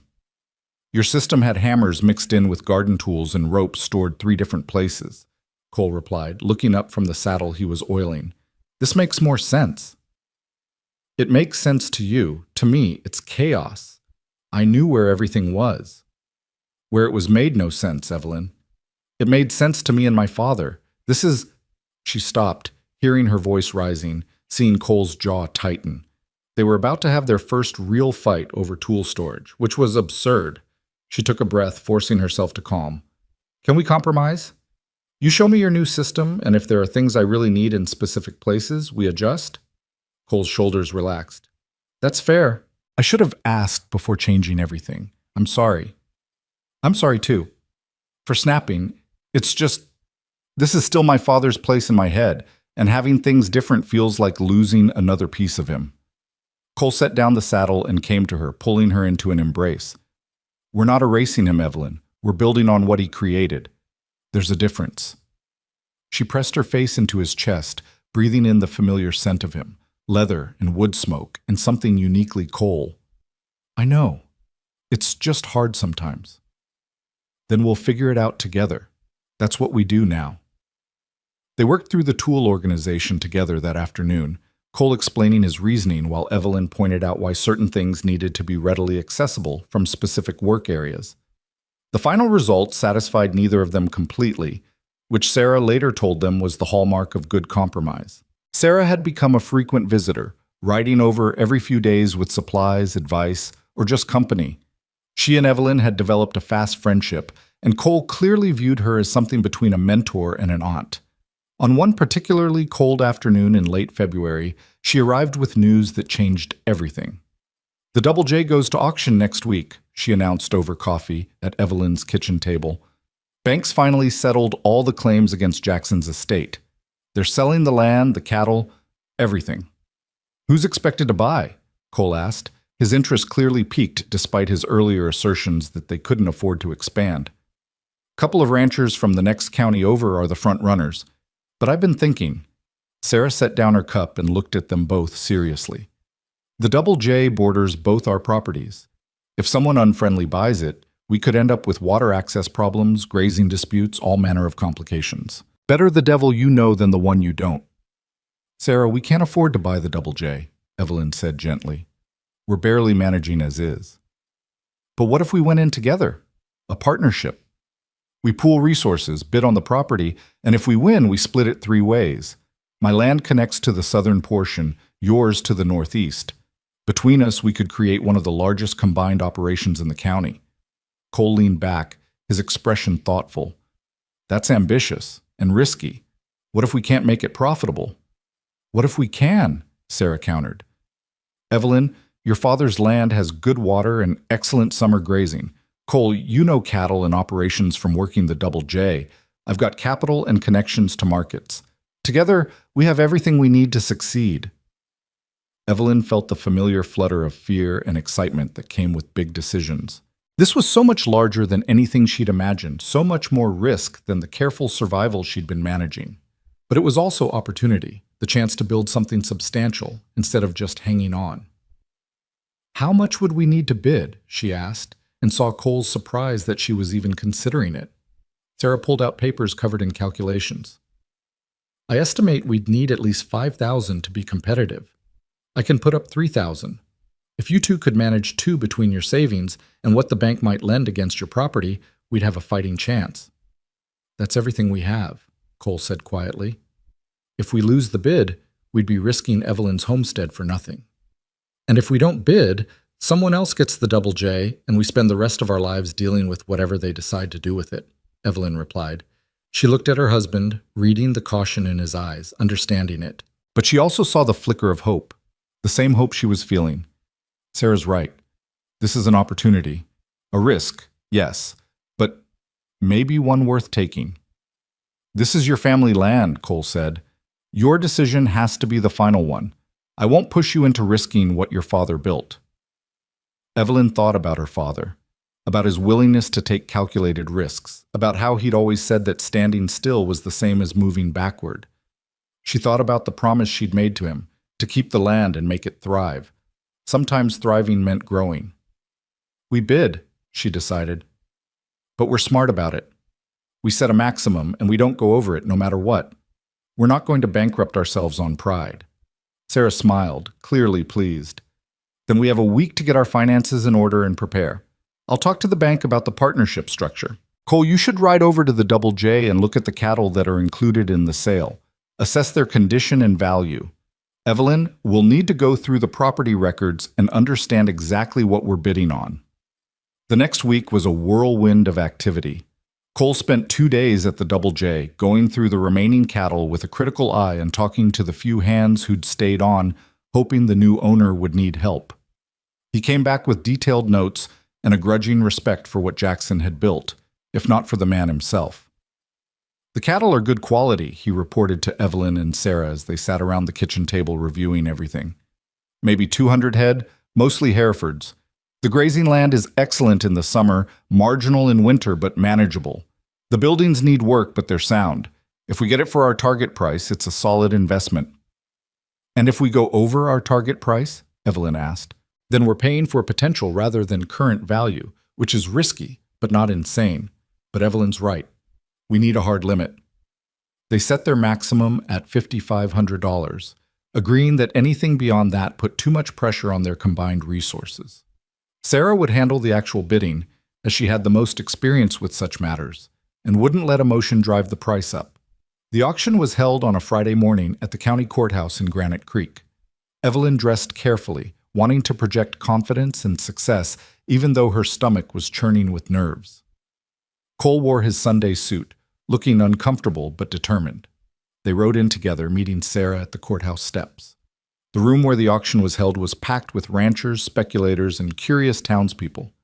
Evelyn recognized many faces: Mr. Johnson from the neighboring ranch, the Patterson brothers who ran cattle in the Southern Valley, several men she didn't know who had the look of serious buyers about them. The auctioneer was a fast-talking man from the territorial capital who clearly wanted to get through the proceedings quickly. He started the bidding at $3,000, and immediately hands went up around the room. The price climbed quickly: $4,000, $4,500, $5,000. Evelyn felt Cole's hand find hers under the table, grounding her. Sarah sat calm and composed, her paddle ready but not yet raised. At $5,200, several bidders dropped out. At $5,400, only 3 remained: Sarah, the Patterson brothers, and a man Evelyn didn't recognize in expensive Eastern clothes. $5,500, Sarah bid, her voice clear and firm. $56, the Easterner countered immediately. Sarah hesitated, and Evelyn's heart sank. They'd agreed. $5,500 was their limit. Going higher was foolish, irresponsible. But she also felt the opportunity slipping away, felt the future they'd imagined disappearing. 56, going once, the auctioneer called. Sarah looked back at Evelyn and Cole, a question in her eyes. This was the moment. Play it safe or take a leap? Evelyn thought about her father's voice, about his belief that fortune favored the bold. She thought about the life she wanted to build with Cole, about refusing to be small and scared. She nodded. 5,700, Sarah bid. The room went quiet. The Easterner studied Sarah, then Evelyn and Cole, calculating whether they had the resources to back up the bid. After a long moment, he shook his head and dropped his paddle. 5,700, going once, going twice, sold to Mrs. Sarah Lockwood and partners. The gavel came down, and just like that, they owned the Double J. The paperwork took hours. They signed documents until Evelyn's hand cramped, agreeing to terms and payment schedules and partnership structures that made her head spin. By the time they emerged from the courthouse, the winter sun was already sinking toward the horizon. "We did it," Sarah said, her voice slightly dazed. "We actually did it." "We went 200 over our limit," Cole said, but he was smiling. "We're either brilliant or insane." "Can it be both?" Evelyn asked, and found herself laughing with a mix of euphoria and terror. They'd just committed to debt that would take years to pay off, to work that would consume their lives, to a gamble that could either make or break them. Cole pulled her close, kissing her soundly right there on the courthouse steps. "We're going to make this work," he said with absolute certainty, "whatever it takes." The next months proved just how much work making it work required. They divided their time between the two properties, Cole spending long days at the Double J, organizing the cattle and operations while Evelyn managed their original homestead. Sarah coordinated between both, her business acumen proving invaluable as they negotiated with buyers, hired hands, and planned for spring. They hired back 3 of the former Double J hands who'd been decent men caught in Jackson's schemes. With Cole's recommendation and Sarah's willingness to give them a second chance, they became the core of their operation. There was Miguel, a Mexican vaquero who knew cattle better than anyone Cole had ever met. There was young Tommy Patterson, barely 20 but willing to work harder than men twice his age. And there was old Pete, who'd been with the Double J for 30 years and knew every inch of the land.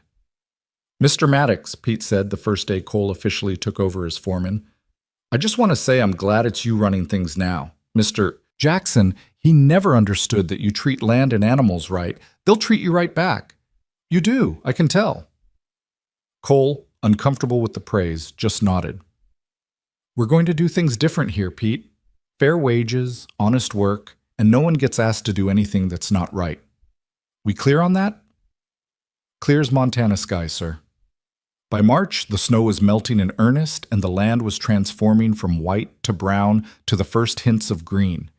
Evelyn and Cole barely saw each other some days, both consumed with the endless work of running 2 ranches simultaneously. When they did come together in the evenings, they were often too exhausted to do more than eat, share brief updates, and fall into bed. "I miss you," Evelyn said one night as they lay in the dark, too tired even to light a lamp. "We're married and living in the same house, but I miss you."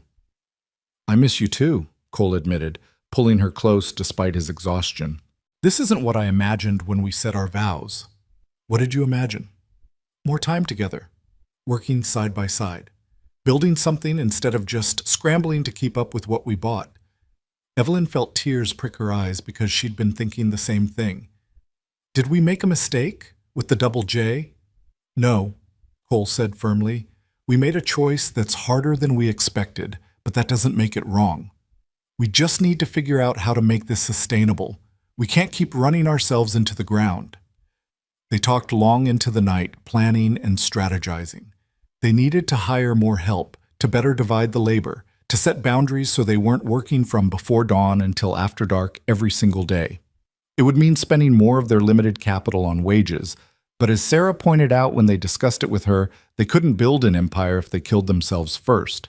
"You two are young and strong, but you're not invincible," she said with the bluntness of someone who cared. "I watched my Henry work himself to exhaustion, and I won't watch you do the same.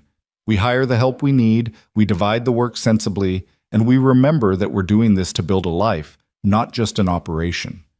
They hired 2 more hands and a woman named Clara to help with the cooking and household work at the Double J, where they decided to establish their main operation once the house was properly repaired. Clara was a widow herself, practical and unflappable, and she took charge of the domestic sphere with efficiency that freed Evelyn to focus on the business side of things. As spring progressed into summer, the rhythm of ranch life began to feel less chaotic and more purposeful. They moved cattle to summer grazing, branded the new calves, repaired fences, and slowly transformed the Double J from Jackson's poorly managed operation into something they could be proud of. Evelyn found herself taking on more of the business management, discovering she had a head for numbers and negotiations that surprised everyone, including herself. She worked with Sarah to establish contracts with Eastern buyers, getting better prices for their beef than Jackson ever had. She managed the books, tracked expenses, and made sure they were actually making money instead of just working hard. Cole thrived as foreman, his natural leadership and knowledge of cattle making him respected by the hands. He was fair but firm, quick to praise good work, and willing to get his hands dirty alongside the men. Under his management, the cattle grew healthier and more productive, and the land began to recover from years of overgrazing. But the best moments came when they could steal time together, riding out to check on distant pastures with just the 2 of them, sitting on the porch of the Double J house after everyone else had gone to bed, sharing meals and stories and laughter. One evening in late June, they rode up to a high pasture to check on a group of cows that were due to calve soon. The view from the ridge was spectacular. Miles of rolling grassland dotted with cattle, the mountains purple in the distance, the sky turning gold and pink as the sun set. "Look at this," Cole said, his arm sweeping across the vista. 6 months ago, I was a drifter with nothing to my name. Now I'm looking at land I own, we own, and cattle that are ours and a future I can actually see. Evelyn leaned against him, feeling his solid warmth. 6 months ago, I was alone in my father's house, wondering how I'd make it through another winter.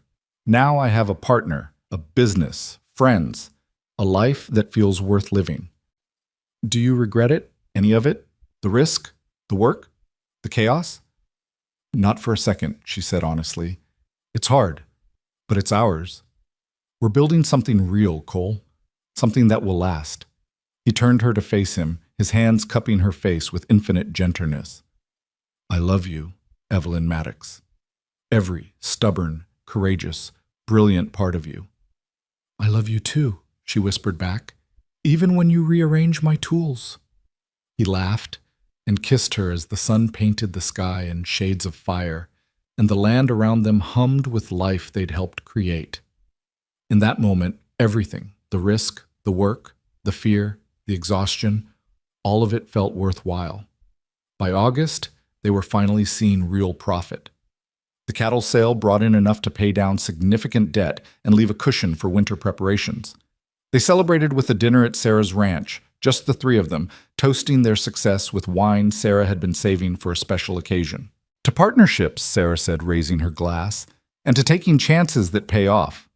To family, Evelyn added, because that's what they'd become. Not bound by blood, but by choice and shared struggle. To the future, Cole finished, and they all drank. As summer faded into autumn, Evelyn began to notice changes in herself. She was tired more easily, felt queasy in the mornings, found her emotions closer to the surface than usual.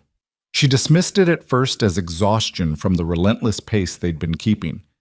But when she missed her monthly cycle for the second time, she knew. She told Cole on a September evening, after they'd finished checking the cattle in the south pasture. The aspens were turning gold, and the air had that crisp quality that spoke of coming winter.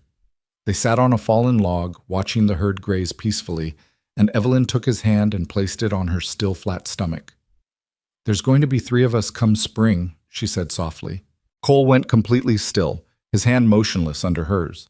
For a moment she worried about his reaction.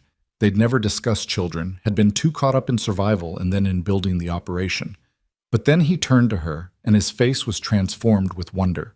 A baby? His voice cracked slightly. We're going to have a baby? We're going to have a baby, she confirmed, and found herself laughing through sudden tears. Cole pulled her into his arms so tightly she gasped, then immediately loosened his grip. I'm sorry, I didn't mean to. Are you okay? Is the baby okay? Should you even be writing? God, Evelyn, you've been working so hard. Is that... I'm fine, she interrupted, laughing at his sudden panic. Women have been having babies while running ranches since ranches existed. I'm healthy, strong, and the doctor says everything looks perfect. You've already been to the doctor? When? Last week, when I went to town for supplies. I wanted to be sure before I told you. Cole's hand returned to her stomach, gentle and reverent. A baby, he repeated, as if trying to make it real. Our baby. Are you happy? Evelyn asked, suddenly needing to hear him say it. Happy? He kissed her forehead, her cheeks, her lips. Evelyn, I'm terrified and thrilled and grateful and about a dozen other things I don't have words for. But yes, I'm happy. So incredibly happy. They sat there as the sun set and the cattle grazed and the aspen leaves whispered in the breeze, planning for a future that suddenly felt more real than ever. They talked about names and nurseries, about how they'd managed the work when Evelyn was further along, about what kind of parents they wanted to be. I want our child to know both struggle and joy, Evelyn said. I want them to understand the value of hard work, but also to have more choices than I did, more freedom to become whoever they're meant to be. We'll give them that, Cole promised.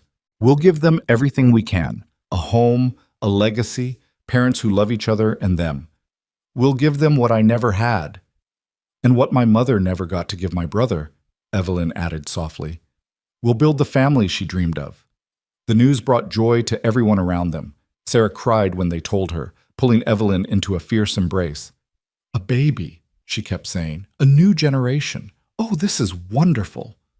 Clara immediately began knitting blankets and planning how to convert one of the upstairs rooms at the Double J into a nursery.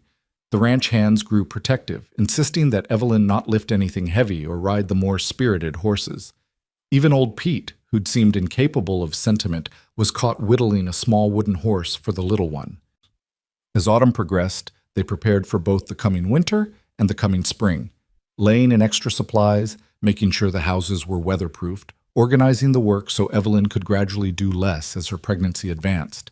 She fought against being coddled at first, insisting she was perfectly capable, but eventually accepted that accepting help wasn't weakness, it was wisdom. By October, news reached them that the trial for Decker and the others had concluded. All were found guilty, with Decker receiving the harshest sentence, 20 years in territorial prison. Theodore Jackson had been captured trying to cross into Canada and would face his own trial in the spring. Justice, it seemed, had finally caught up with them. It's over, Cole said when Sarah brought the news. Really, truly over. It was over the moment Matthews arrested them, Evelyn replied. This is just the official end. Our real story, the one we're writing together. That's just beginning. Winter came early that year, snow falling in October and settling in for the long Montana cold. But the Carter-Lockwood Maddox operation, as they'd officially named their partnership, was ready. The cattle were in winter pasture with plenty of hay stored. The houses were tight and warm. The books balanced with money in the bank. On Christmas Eve, they gathered at Sarah's ranch for dinner. Evelyn and Cole, Sarah, the ranch hands, and Clara, all the people who'd become their extended family. They ate roasted goose and drank hot cider, and when Clara brought out a cake decorated with careful icing, they sang and laughed and told stories late into the night. Evelyn, her pregnancy now visible beneath her dress, felt Cole's hand rest on her stomach and felt the baby kick in response, the first time he'd felt it move. The wonder on his face made her heart swell. Your father would be proud, Sarah said softly, coming to sit beside Evelyn as the party continued around them. Of all of this, the ranch, your courage, the family you're building, he'd be so proud. I hope so, Evelyn replied. I think about him all the time, wonder what he'd make of how things turned out. He'd make of it that his daughter is exactly who he raised her to be, strong enough to stand alone but wise enough to choose partnership, brave enough to take risks but grounded enough to make them pay off. He'd see Cole and know his daughter chose well. He'd see this baby coming and know his legacy continues. Sarah squeezed her hand. And he'd see you happy, Evelyn. That would matter most. Later, as they rode home through falling snow, Cole asked what she'd been thinking about during the party. Everything, Evelyn admitted. How different this Christmas is from last year, when I was alone and scared and wondering if I could survive. How much has changed since that night you stumbled into my barn, half frozen and bleeding. How one choice to help a stranger led to all of this. Do you think it was fate? Cole asked. That night, the storm, everything? I think it was chance, Evelyn said thoughtfully. Chance that brought you to my barn. But everything after, that was choice. I chose to help you. You chose to stay. We chose each other, chose to build something together, chose to take risks and work hard and create this life. That's not fate. That's us. I like that better, Cole agreed. Means we built this ourselves. We did, Evelyn said firmly, and we're not done building yet. The winter passed in the rhythm they'd grown accustomed to. Work and rest, planning and preparing, moments of joy interspersed with moments of challenge. Evelyn's pregnancy progressed normally, though the last months were harder than she'd anticipated. By February, she was uncomfortable and impatient, ready to meet the child she'd been carrying. Cole grew increasingly nervous as her due date approached, hovering and fussing until Evelyn finally snapped at him to stop treating her like she was made of glass. They had their first real fight since the tool organization incident, voices raised and frustrations aired. But they talked through it, as Sarah had taught them, and came out the other side stronger for having learned to fight fair. I'm scared, Cole admitted after they'd made up. My mother died in childbirth. I know that was years ago and things are better now, but Evelyn, if something happened to you, nothing's going to happen to me, she said firmly, though she understood his fear. Her own mother had died the same way. I'm strong, the baby's healthy, and we've got the best doctor in the county lined up. But Cole, you can't protect me from everything. Some things we just have to face and trust that we'll be okay. I know, he said quietly. I just love you so much. The thought of losing you won't lose me, she interrupted, pulling him close. We've come through too much together. I'm not leaving you to raise this baby alone, I promise. It was a promise she would keep, though not without struggle. When her labor started on a March morning with spring just beginning to touch the land, it was long and difficult. Claire and Sarah were with her, along with Dr. Morrison from town. Cole paced outside the bedroom for hours, his imagination conjuring every terrible possibility, until old Pete finally took pity on him and forced him to help with evening chores as a distraction. 20 hours after her labor began, as dawn was breaking on a new day, Evelyn gave birth to a daughter. The baby came into the world screaming her outrage at the indignity of birth, strong and healthy and perfect. When Cole was finally allowed into the room, he found Evelyn exhausted but radiant, holding their daughter with tears streaming down her face. He knelt beside the bed, looking at the tiny person they'd created, this impossible miracle of dark hair and squinched face and miniature fingers that wrapped around his with surprising strength. Meet your daughter, Evelyn said softly. Hope Carter Maddox. Cole looked up at her questioningly. Hope? Because that's what you gave me, Evelyn explained, her voice thick with emotion. That night in the barn, when I chose to help you, I was choosing hope over fear. And hope led us here, to this family, this life. It seemed right. Cole kissed his wife's forehead, then his daughter's, overwhelmed with love and gratitude and the fierce protectiveness he now understood his own father must have felt, however imperfectly expressed. Hope, he agreed. It's perfect. She's perfect. And as the sun rose fully on that March morning, painting the Montana sky in shades of gold and pink, 3 people became a family, bound together by choice and love and the stubborn determination to build something lasting in a hard land. The storm that had brought them together was long past, but what it had created remained, strong and growing stronger, rooted deep in Montana soil, reaching toward a future full of promise. Hope's arrival transformed the ranch in ways both expected and surprising. The tiny nursery they'd prepared at the Double J became the heart of the house, and the hardened cowboys who worked the land proved unexpectedly gentle with the baby girl who'd stolen all their hearts. Miguel fashioned a cradle from smooth pine that rocked with barely a touch. Tommy carved her name into a wooden sign for above her door, Even old Pete, gruff and weathered by 70 Montana winters, could be found singing old trail songs to her when he thought no one was listening. Evelyn had worried about managing motherhood alongside ranch management, but she discovered reserves of strength she hadn't known she possessed. She learned to nurse hope while reviewing account books, to soothe a fussy baby with one hand while signing contracts with the other. Clara proved invaluable, helping with both the household and the baby, giving Evelyn the freedom to remain involved in the operation without sacrificing time with her daughter. Cole was transformed by fatherhood.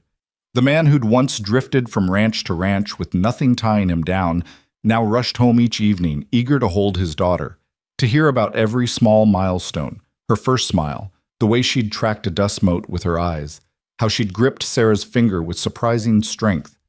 He would sit for hours just watching her sleep, wonder written across his face. "I never knew," he said one evening as they sat together on the porch, hope sleeping against his chest. "I never knew I could love something this much, that I could feel this complete."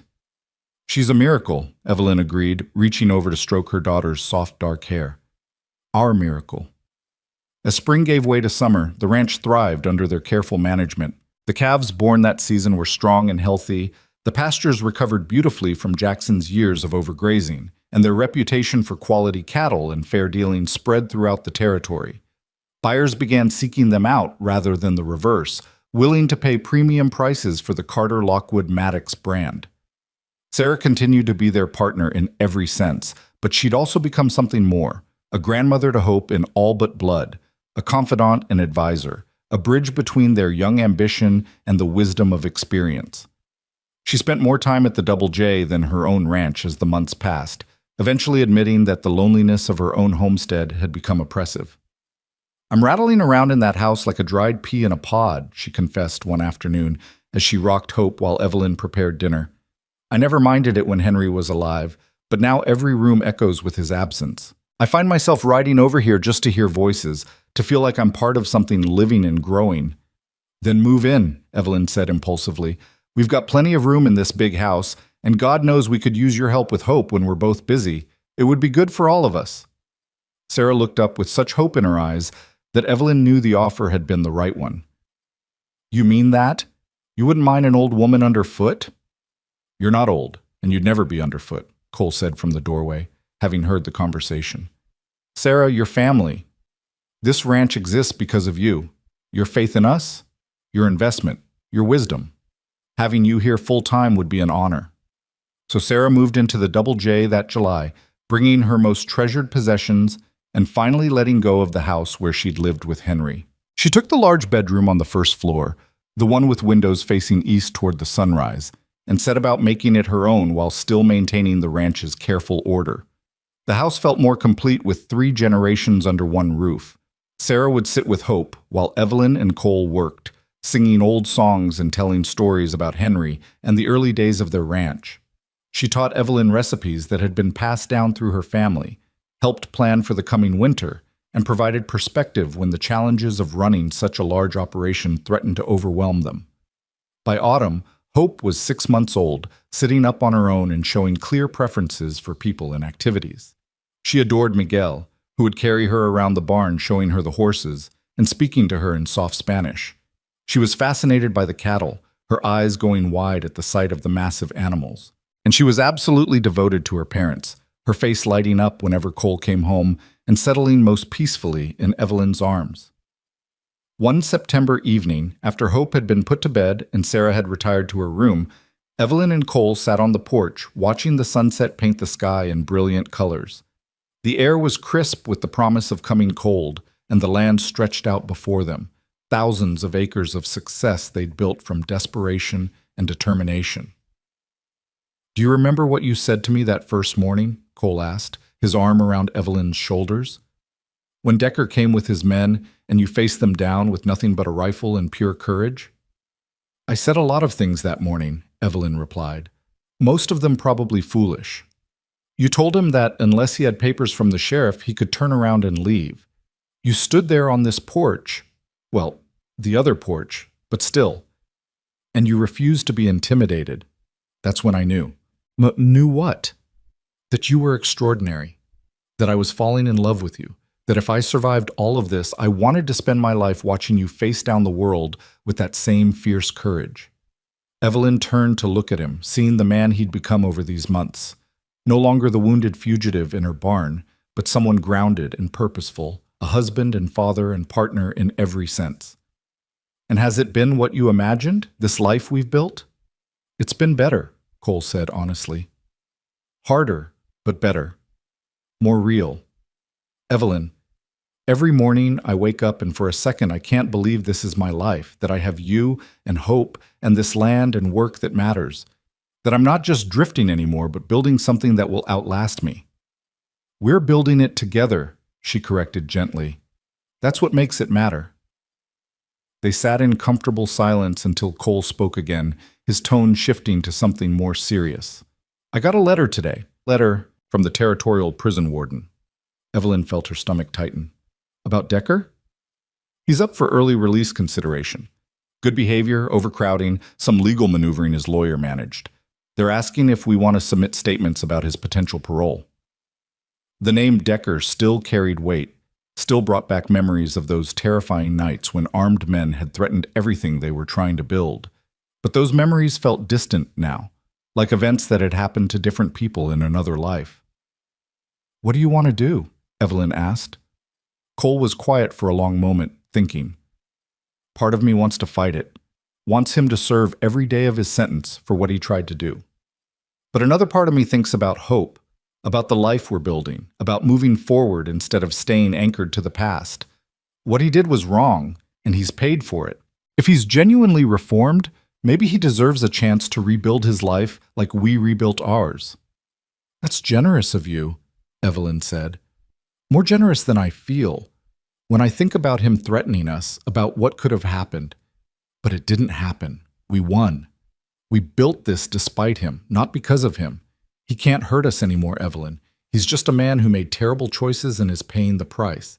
If keeping him locked up doesn't make us safer or better, then maybe it's time to let go.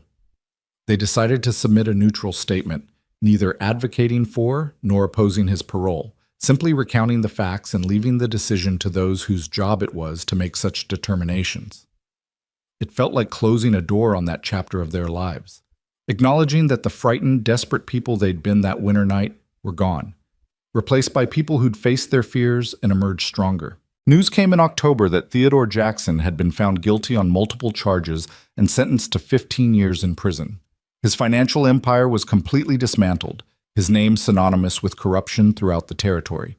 The judge had been particularly harsh, noting that Jackson had betrayed the trust that came with power and wealth, using both to harm those weaker than himself. Justice, Sarah said when they received the news, her satisfaction evident. Henry always said that evil men eventually hang themselves with their own rope. Jackson finally got what he deserved. The victory felt hollow to Evelyn, though. Yes, Jackson had been punished, but his actions had destroyed lives, disrupted communities, and caused suffering that no prison sentence could undo. She thought about Sarah's husband, about the stress Jackson's schemes must have caused, about whether that stress had contributed to his death. Some wounds went too deep for justice to heal. As if reading her thoughts, Sarah reached over and squeezed her hand. Don't waste energy on bitterness, she said gently. Henry wouldn't want that, and neither should you. We won, Evelyn. Not just in court, but in life. We took what Jackson tried to destroy and made it flourish. That's the best revenge there is. Winter arrived with the first snow in early November, and with it came a different kind of richness to their lives. The frantic pace of the warmer months gave way to the slower rhythm of cold season, maintaining the cattle, keeping the buildings repaired, planning for spring. There was time for family dinners that stretched late into the evening, for teaching Hope to crawl on the warm kitchen floor, for Cole to read aloud while Evelyn mended and Sarah knitted. Christmas that year was magical in a way that surpassed even the previous year's celebration. Hope was old enough to be delighted by the decorated tree, by the paper that crinkled and tore, by the wooden toys the ranch hands had made for her. They hosted Christmas dinner at the Double J, inviting everyone who'd become part of their extended family, Miguel and his wife Maria, Tommy and his new fiancée, Old Pete and Clara, and several neighbors who'd helped them throughout the year. The table groaned under the weight of roasted turkey and ham, fresh bread and preserved vegetables, pies and cakes that Sarah and Clara had spent days preparing. They ate until they were stuffed, then sat around the fire telling stories and singing carols while Hope passed from lap to lap, soaking up the attention. "A toast," Sarah said as the evening wound down, raising her glass of cider. "To family. Not always bound by blood, but always bound by choice. To the year past and the year ahead. To courage, to perseverance, and to the stubborn refusal to give up even when the odds seem impossible." "To family," everyone echoed, and Evelyn felt tears prick her eyes at the beauty of it. All these people gathered in warmth and love, connected by the choices they'd made to stand together. Later, after the guests had departed and Hope was asleep, Evelyn stood in the nursery watching her daughter breathe, overwhelmed by love and gratitude. Cole came up behind her, wrapping his arms around her waist and resting his chin on her shoulder. "What are you thinking?" he asked softly. "That a year ago I was so scared," Evelyn admitted. "Scared of failing, of being alone, of not being enough. And now look at us. Look at what we've built. Sometimes it feels like a dream I'm afraid to wake up from." "It's not a dream," Cole assured her. "It's real. We made it real. Every hard decision, every risk, every moment of doubt, they all led here, to this life, to this family. And Evelyn, we're just getting started." Spring returned with its usual dramatic transformation, the land exploding from white to brown to vibrant green almost overnight. Hope took her first steps in April, toddling between Cole and Evelyn with determined concentration before collapsing in giggles into her father's arms. She was talking, too, simple words that grew more complex each day, her personality emerging bright and bold and utterly her own. The ranch continued to prosper. Their reputation spread beyond Montana, and they began shipping cattle to markets as far as Chicago and Kansas City, commanding prices that made all their early struggles worthwhile. They paid off the last of their debt that summer, 3 years ahead of schedule, and celebrated by finally purchasing the piece of land between the original Carter homestead and the Double J, consolidating their operation into one continuous holding. Evelyn found herself thinking often of her father during this time, wishing he could see what they'd built, knowing he would be proud. She brought Hope to the cemetery on a warm June day, letting her daughter toddle among the headstones while she knelt by her parents' graves. "Papa, Mama," she said softly, one hand on each marker. "I want you to meet your granddaughter. This is Hope. She's got your stubbornness, Papa, and I think she has Mama's gift with growing things. She's already trying to help me in the garden.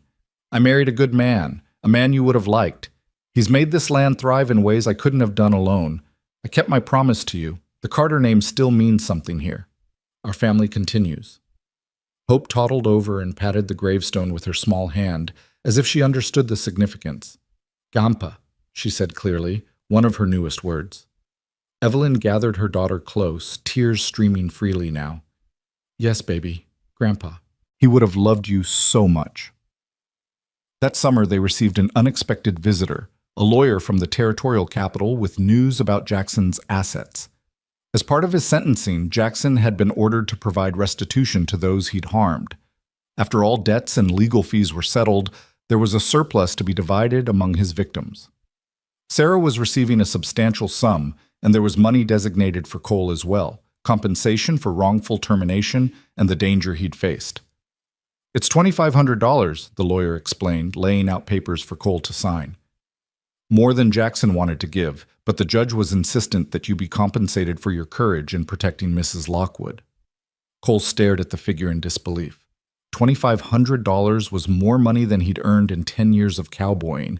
It was a fortune, a chance to expand even further, to secure their future in ways he'd never imagined. "What do you want to do with it?" Evelyn asked that evening as they discussed the windfall. "We could add to the herd, improve the buildings, save it against bad years." "I want to invest it in people," Cole said slowly, an idea clearly forming. "We've been successful because people took chances on us. You, Sarah, the hands who stayed loyal, the neighbors who helped. What if we started a fund to help other ranchers who are struggling? Young families trying to start out, widows trying to hold on, people who just need a helping hand to get through." Evelyn felt her heart swell with love for this man who'd stumbled into her barn with nothing and now wanted to give everything away. The Maddox Fund? She suggested. The Carter Maddox Fund, he corrected. Your father started all this with his land and his legacy. Let's honor that. They established the fund that autumn, working with the bank in Granite Creek to create a loan program for struggling ranchers. The terms were generous: low interest, flexible repayment, and a focus on helping people who showed initiative but lacked capital. Within a year, they'd helped 5 families stay on their land, and the program had garnered enough attention that other successful ranchers began contributing as well. This is your real legacy, Sarah said when the first family they'd helped sent a letter of thanks along with their first payment. Not the acres or the cattle, but the lives you're changing. Henry would say you're paying it forward, and that's the highest calling there is. Time continued its inexorable march. Hope grew from toddler to little girl, bright and curious and fearless.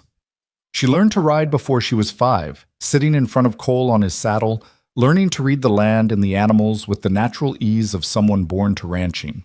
She also learned numbers and letters from Evelyn and Sarah, showing an aptitude for learning that suggested she'd have every choice her mother had lacked. On Hope's 5th birthday, they threw a party that brought together the entire community. Ranchers from 3 counties, townspeople from Granite Creek, all the hands and their families. There was food and music, games and laughter, and Hope presided over it all with the unselfconscious joy of a child who'd been raised in love and security. Miguel's wife Maria pulled Evelyn aside during the festivities. "You know what people say about you and Mr. Cole?" she asked in her accented English. "I'm afraid to know," Evelyn replied with a laugh. "They say you're proof that good things come to good people, that your ranch prospers because it's built on kindness and courage, not greed and cruelty. My Miguel, he tells everyone that working for you restored his faith in people after what Mr. Jackson did." Maria's eyes were bright with emotion. "Thank you for giving us a home here, Mrs. Maddox, for treating us like family." "You are family," Evelyn said firmly, embracing the other woman. "All of you are." That summer brought news that stopped everyone in their tracks. Montana was being considered for statehood.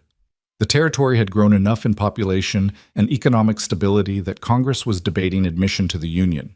Statehood would mean more autonomy, better infrastructure, increased investment. It would mean legitimacy for the ranches and businesses that had carved civilization out of wilderness. "We'll be part of history," Cole said as they read the newspaper reports. "Our children will grow up in a state, not a territory. They'll have opportunities we couldn't have imagined." The thought of children, plural, made Evelyn smile, because she was carrying another secret, another baby due in the winter, a sibling for Hope. She'd known for weeks but had been waiting for the right moment to tell Cole. She took his hand and placed it on her still flat stomach, just as she had the first time. "They'll have each other too," she said softly. "Hope's going to be a big sister." Cole's face went through a series of expressions: surprise, joy, worry, and finally settling on determined happiness. "Another baby," he breathed. "Evelyn, is everything—" "I'm fine, the baby's fine, and this time I know what to expect," she assured him. "We're going to have 2 children, Cole. Our family is growing."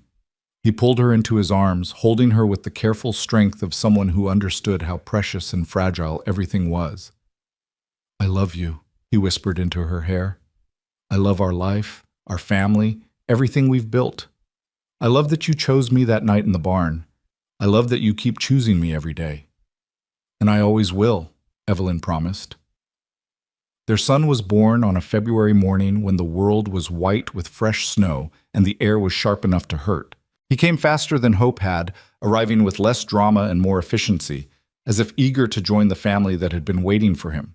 They named him George, after Evelyn's father, with the middle name Henry for Sarah's husband. George Henry Maddox was dark-haired like his sister, but he had Cole's blue eyes and his father's calm temperament. Hope was instantly smitten, wanting to help with everything, singing to her baby brother and bringing him toys even though he was far too young to appreciate them. "We're complete now," Cole said as they sat together watching their children, Hope playing quietly nearby while George nursed. "This is everything I never knew I wanted." But life, Evelyn had learned, was never truly static. It continued to unfold in surprising ways, bringing new challenges and new joys in equal measure. The ranch continued to grow, their reputation spreading until they were consulted by other operations throughout the territory. Sarah remained vital and engaged, helping raise the children and manage the business with the wisdom of her years. Montana achieved statehood in November of 1889, becoming the 41st state in the Union. The celebration in Granite Creek lasted 3 days, and the Maddox family was at the center of it. Respected members of the community, their success story held up as an example of what hard work and integrity could achieve. On the night of the statehood celebration, as fireworks lit up the sky over Granite Creek, Evelyn found herself standing apart from the crowd, looking up at the display with tears in her eyes. Cole found her there, wrapping a blanket around her shoulders against the November chill. "What are you thinking about?" he asked, pulling her close. "That night," she said simply, and he knew immediately which night she meant. "The storm, finding you in the barn, making the choice to help you. If I'd turned you away, if I'd been too afraid or too cautious, none of this would exist. Not our marriage, not our children, not the life we've built." "You were brave when being brave meant risking everything," Cole said. "That's who you are, Evelyn. That's who you've always been." "I was terrified," she admitted. "Every moment I was terrified. But I did it anyway."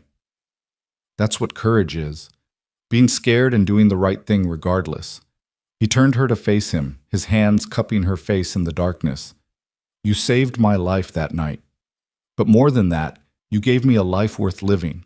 Everything I am, everything we've built, it started because you said, 'Who'd I tell?' and pulled a stranger in from the cold." Evelyn laughed through her tears, remembering those words, the absurdity and honesty of them. "Best decision I ever made." "Second best," Cole corrected. "The best was saying yes when I asked you to marry me. I proposed to you, remember, in Sheriff Matthews' office." "I seem to remember it differently." They stood there arguing playfully about who had proposed to whom, while around them the town celebrated statehood and their children played with other children, and Sarah watched over everyone with the satisfaction of someone who'd helped build something lasting. The years continued to pass, bringing both joy and sorrow, as years always do. Old Pete passed away peacefully in his sleep at 75, having lived long enough to see the ranch he'd helped build become one of the most successful in the state. They buried him on a hill overlooking the pastures he'd loved, and every hand on the ranch attended the funeral. Miguel eventually bought his own small spread with money saved from years of fair wages, though he continued to work closely with the Maddox operation. Tommy married his sweetheart and had 5 children, raising them on land purchased through the Carter Maddox Fund. Sarah lived to see both Hope and George grown, lived to see Hope become a teacher who brought education to rural communities, lived to see George take over management of the ranch with the same dedication his parents had shown. She died in her sleep at 78, peaceful and content, surrounded by the family she'd chosen and who'd chosen her back. They buried her next to Henry on her old ranch, the land she'd fought so hard to keep. The funeral drew people from throughout the state, ranchers she'd helped, families who'd benefited from the fund, young people she'd mentored. It was a testament to a life well lived, to the ripples one person's courage could create. As Evelyn stood by the grave, now 45 years old, with threads of silver in her dark hair, she thought about the interconnection of lives, about how Sarah's desperate ride through a blizzard had set everything in motion. If Sarah hadn't reached the sheriff, if she'd been caught or turned back, Cole would have died wanted, and Evelyn would have remained alone. Every life they'd touched, every person they'd helped, every choice they'd made, it all traced back to that night and Sarah's courage. Hope, now 21 and recently engaged, came to stand beside her mother. "Tell me the story again," she said softly, "about how you and Papa met." Evelyn smiled because this story had been told countless times, had become family legend, but she never tired of telling it. "It was the coldest night of the worst winter I'd ever seen," she began, and Hope leaned against her shoulder, listening to the familiar tale, as if hearing it for the first time. That evening, back at the Double J with the whole family gathered, Cole asked Evelyn to come outside with him. They walked to the barn, not the original Carter homestead barn where they'd met, but the large, well-maintained structure that housed their operation now. But in spirit it was the same, and Cole led her to the back corner where feed was stored. "This is where you found me," he said. Though the location was different, the barn was different. Everything was different except the two of them. 26 years ago, you found a half-frozen cowboy in your barn and changed both our lives. We changed each other's lives, Evelyn corrected. I've been thinking about Sarah, about legacy, about what we leave behind, Cole continued, and I realize that our legacy isn't the land or the cattle or even the fund, though those matter. Our legacy is the story, the proof that one choice made in courage can change everything, that helping a stranger can lead to love, that taking risks can lead to reward, that refusing to be afraid can lead to a life beyond imagining. That's a good legacy, Evelyn agreed, her hand finding his in the familiar way of long marriage. So I want to do something, Cole said. I want to write it down, the whole story, so that long after we're gone, people will know, not just our children and grandchildren, but anyone who needs to hear that courage matters, that kindness matters, that choosing hope over fear can change your life. The story of the cowboy in the barn, Evelyn said with a smile. The story of the woman brave enough to bring him inside, Cole corrected. Will you help me write it? Make sure I get it right? So they began that winter, sitting together on cold evenings, reconstructing the story from memory and emotion. They wrote about the storm, about desperation and fear, about choices made when everything hung in the balance. They wrote about facing down dangerous men, about building a partnership, about learning to love and be loved. They wrote about Sarah's courage and sacrifice, about the hands who'd become family, about a community that had welcomed them despite their unconventional beginning. They wrote it for Hope and George, for their future grandchildren, for anyone who might need to hear that impossible situations could have happy endings if you were brave enough to reach for them. On a spring morning when Evelyn was 52 and Cole was 58, they finished the manuscript. Their hands were more weathered now, marked by decades of ranch work, but they still fit together perfectly as they signed their names at the bottom of the final page. Do you regret any of it? Cole asked, echoing a question from years earlier. The risk? The work? The hard times? Not for a second, Evelyn replied, the same answer she'd given then, still true now. Every moment, every choice, every struggle, they all led here. To this life, this family, this legacy. How could I regret any of it? That summer, Hope married a lawyer from Helena in a ceremony that brought together everyone they'd helped over the years. George, now 23, had brought home a young woman named Emma, who was clearly the love of his life. The ranch was thriving under his management, incorporating new techniques while honoring the traditional values his parents had instilled. As Evelyn watched her children and their partners dance at Hope's wedding, Cole's arm around her waist, she felt the completeness of it. The story that had begun in fear and desperation had grown into joy and abundance. Not perfect joy, not life without challenges, but something real and earned and deeply satisfying. We did it, she said to Cole as the party swirled around them. We built something lasting.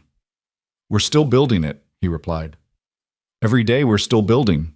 The seasons continued their eternal cycle, and with them came the natural progression of life. Grandchildren arrived, Hope had 3, George had 4, and the ranch adapted to include another generation. The big house at the Double J rang with children's laughter once more, and Evelyn found unexpected joy in being grandmother, in teaching her grandchildren the same skills her father had taught her, in watching them grow wild and free on the land their family had fought to keep. On the 20th anniversary of Sarah's death, they established a scholarship in her name for young people from rural Montana who wanted to pursue education.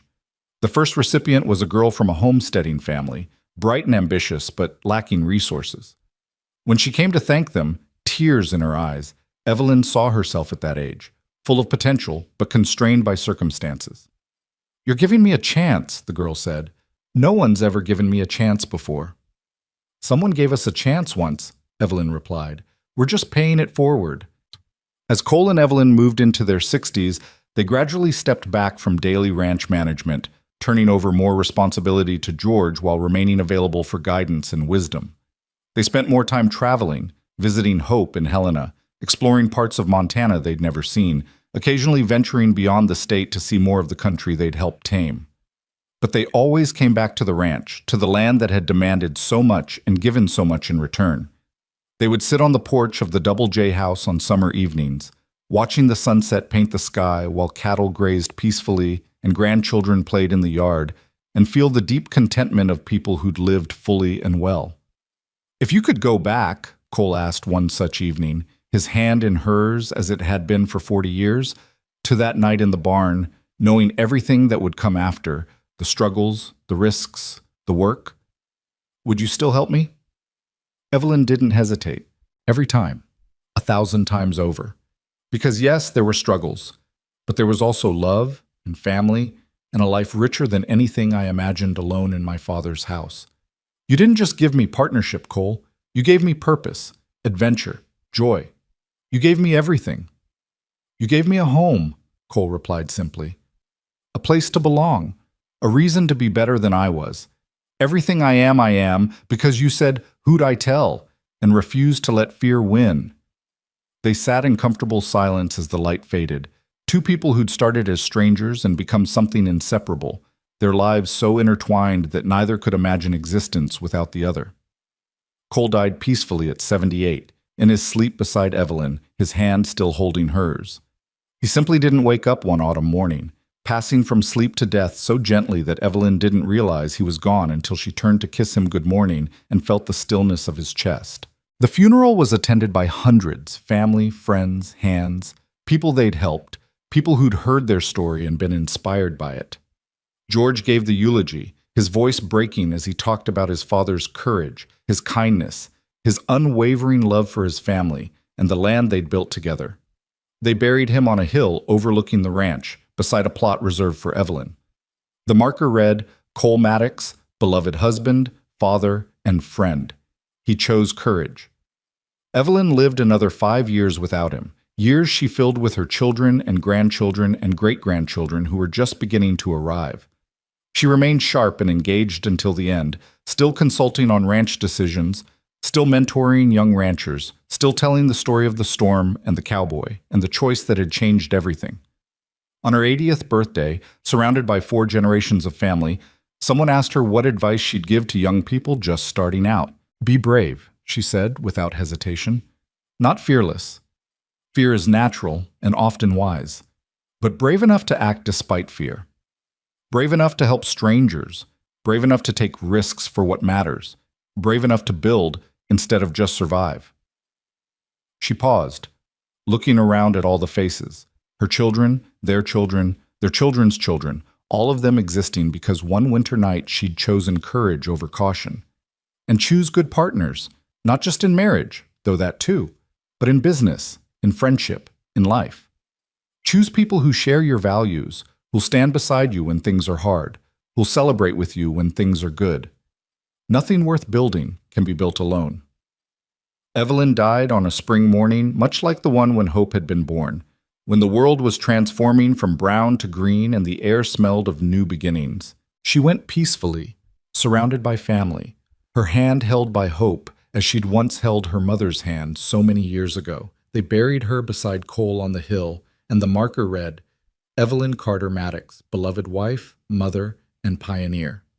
She chose love."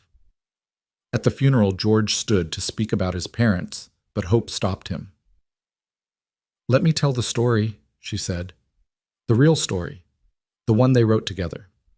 So Hope stood before the assembled crowd and told the tale that had become legend in their family, about a blizzard and a barn, about a wounded cowboy and a courageous woman, about choices made in desperation that led to love and legacy. She told it the way her parents had written it, with honesty and emotion. And when she finished, there wasn't a dry eye in the crowd. That's who they were, Hope concluded. People who chose courage, who chose each other, who chose to build something lasting even when it would have been easier to quit. Everything we have, this ranch, this family, this community, exists because one winter night, my mother found a stranger in her barn and said, "Who'd I tell?" and brought him inside. Because my father chose to protect someone weak even when it endangered him. Because they both chose love over fear, partnership over isolation, hope over despair. She paused, looking out at the crowd, at the land her parents had loved, at the legacy they'd built. And that's the story I'll tell my children, and they'll tell theirs, and on until the end of time. Because some stories deserve to be remembered. Some love deserves to be celebrated. Some courage deserves to be honored. Hope smiled through her tears. Thank you, Mama. Thank you, Papa, for everything, for the story, for the love, for the life you built that allowed us all to flourish. Your legacy lives on in every person here, in every acre of this land, in every life you touched. You rest now, together, as you were always meant to be. We've got it from here. And they did. The ranch continued under George's management and eventually his children's. The Carter Maddox Fund grew to help hundreds of families throughout Montana. Hope's teaching legacy spread education throughout rural communities. The story of the cowboy and the barn became Montana legend, told and retold, inspiring others to choose courage when faced with impossible choices. Years later, decades later, when Montana celebrated its centennial as a state, a historian tracked down the manuscript Cole and Evelyn had written. It was published as a small book, distributed throughout the state, and became required reading in Montana schools. The story of how one woman's courage in the face of fear had built an empire of love and legacy resonated across generations, inspiring countless people to face their own storms with the same determination. And on the hill where Cole and Evelyn rested side by side, wildflowers grew thick each spring, purple lupine and yellow balsam root and red Indian paintbrush, painting the earth in colors as vivid as the sunset that first evening when they had admitted their love for each other. The cattle still grazed in the valley below, the land still stretched out vast and beautiful, and the ranch that had been built on courage and hope and stubborn determination continued to thrive generation after generation. Some stories end, but the best ones, the ones built on truth and courage and love that refuse to surrender to fear, those stories never really end. They transform, evolve, continue in the lives they touch and the legacy they leave. And on cold Montana nights, when the wind howls like it did that winter so long ago, locals swear you can sometimes see two figures standing on the porch of the old Double J house, holding hands and watching the sunset, still building their life together even in memory, still proving that the bravest thing a person can do is choose hope when despair seems easier, choose love when isolation feels safer, choose to help a stranger even when the world says to turn away. Because that's what Evelyn Carter and Cole Maddox did, one frozen winter night in a barn, and it changed everything.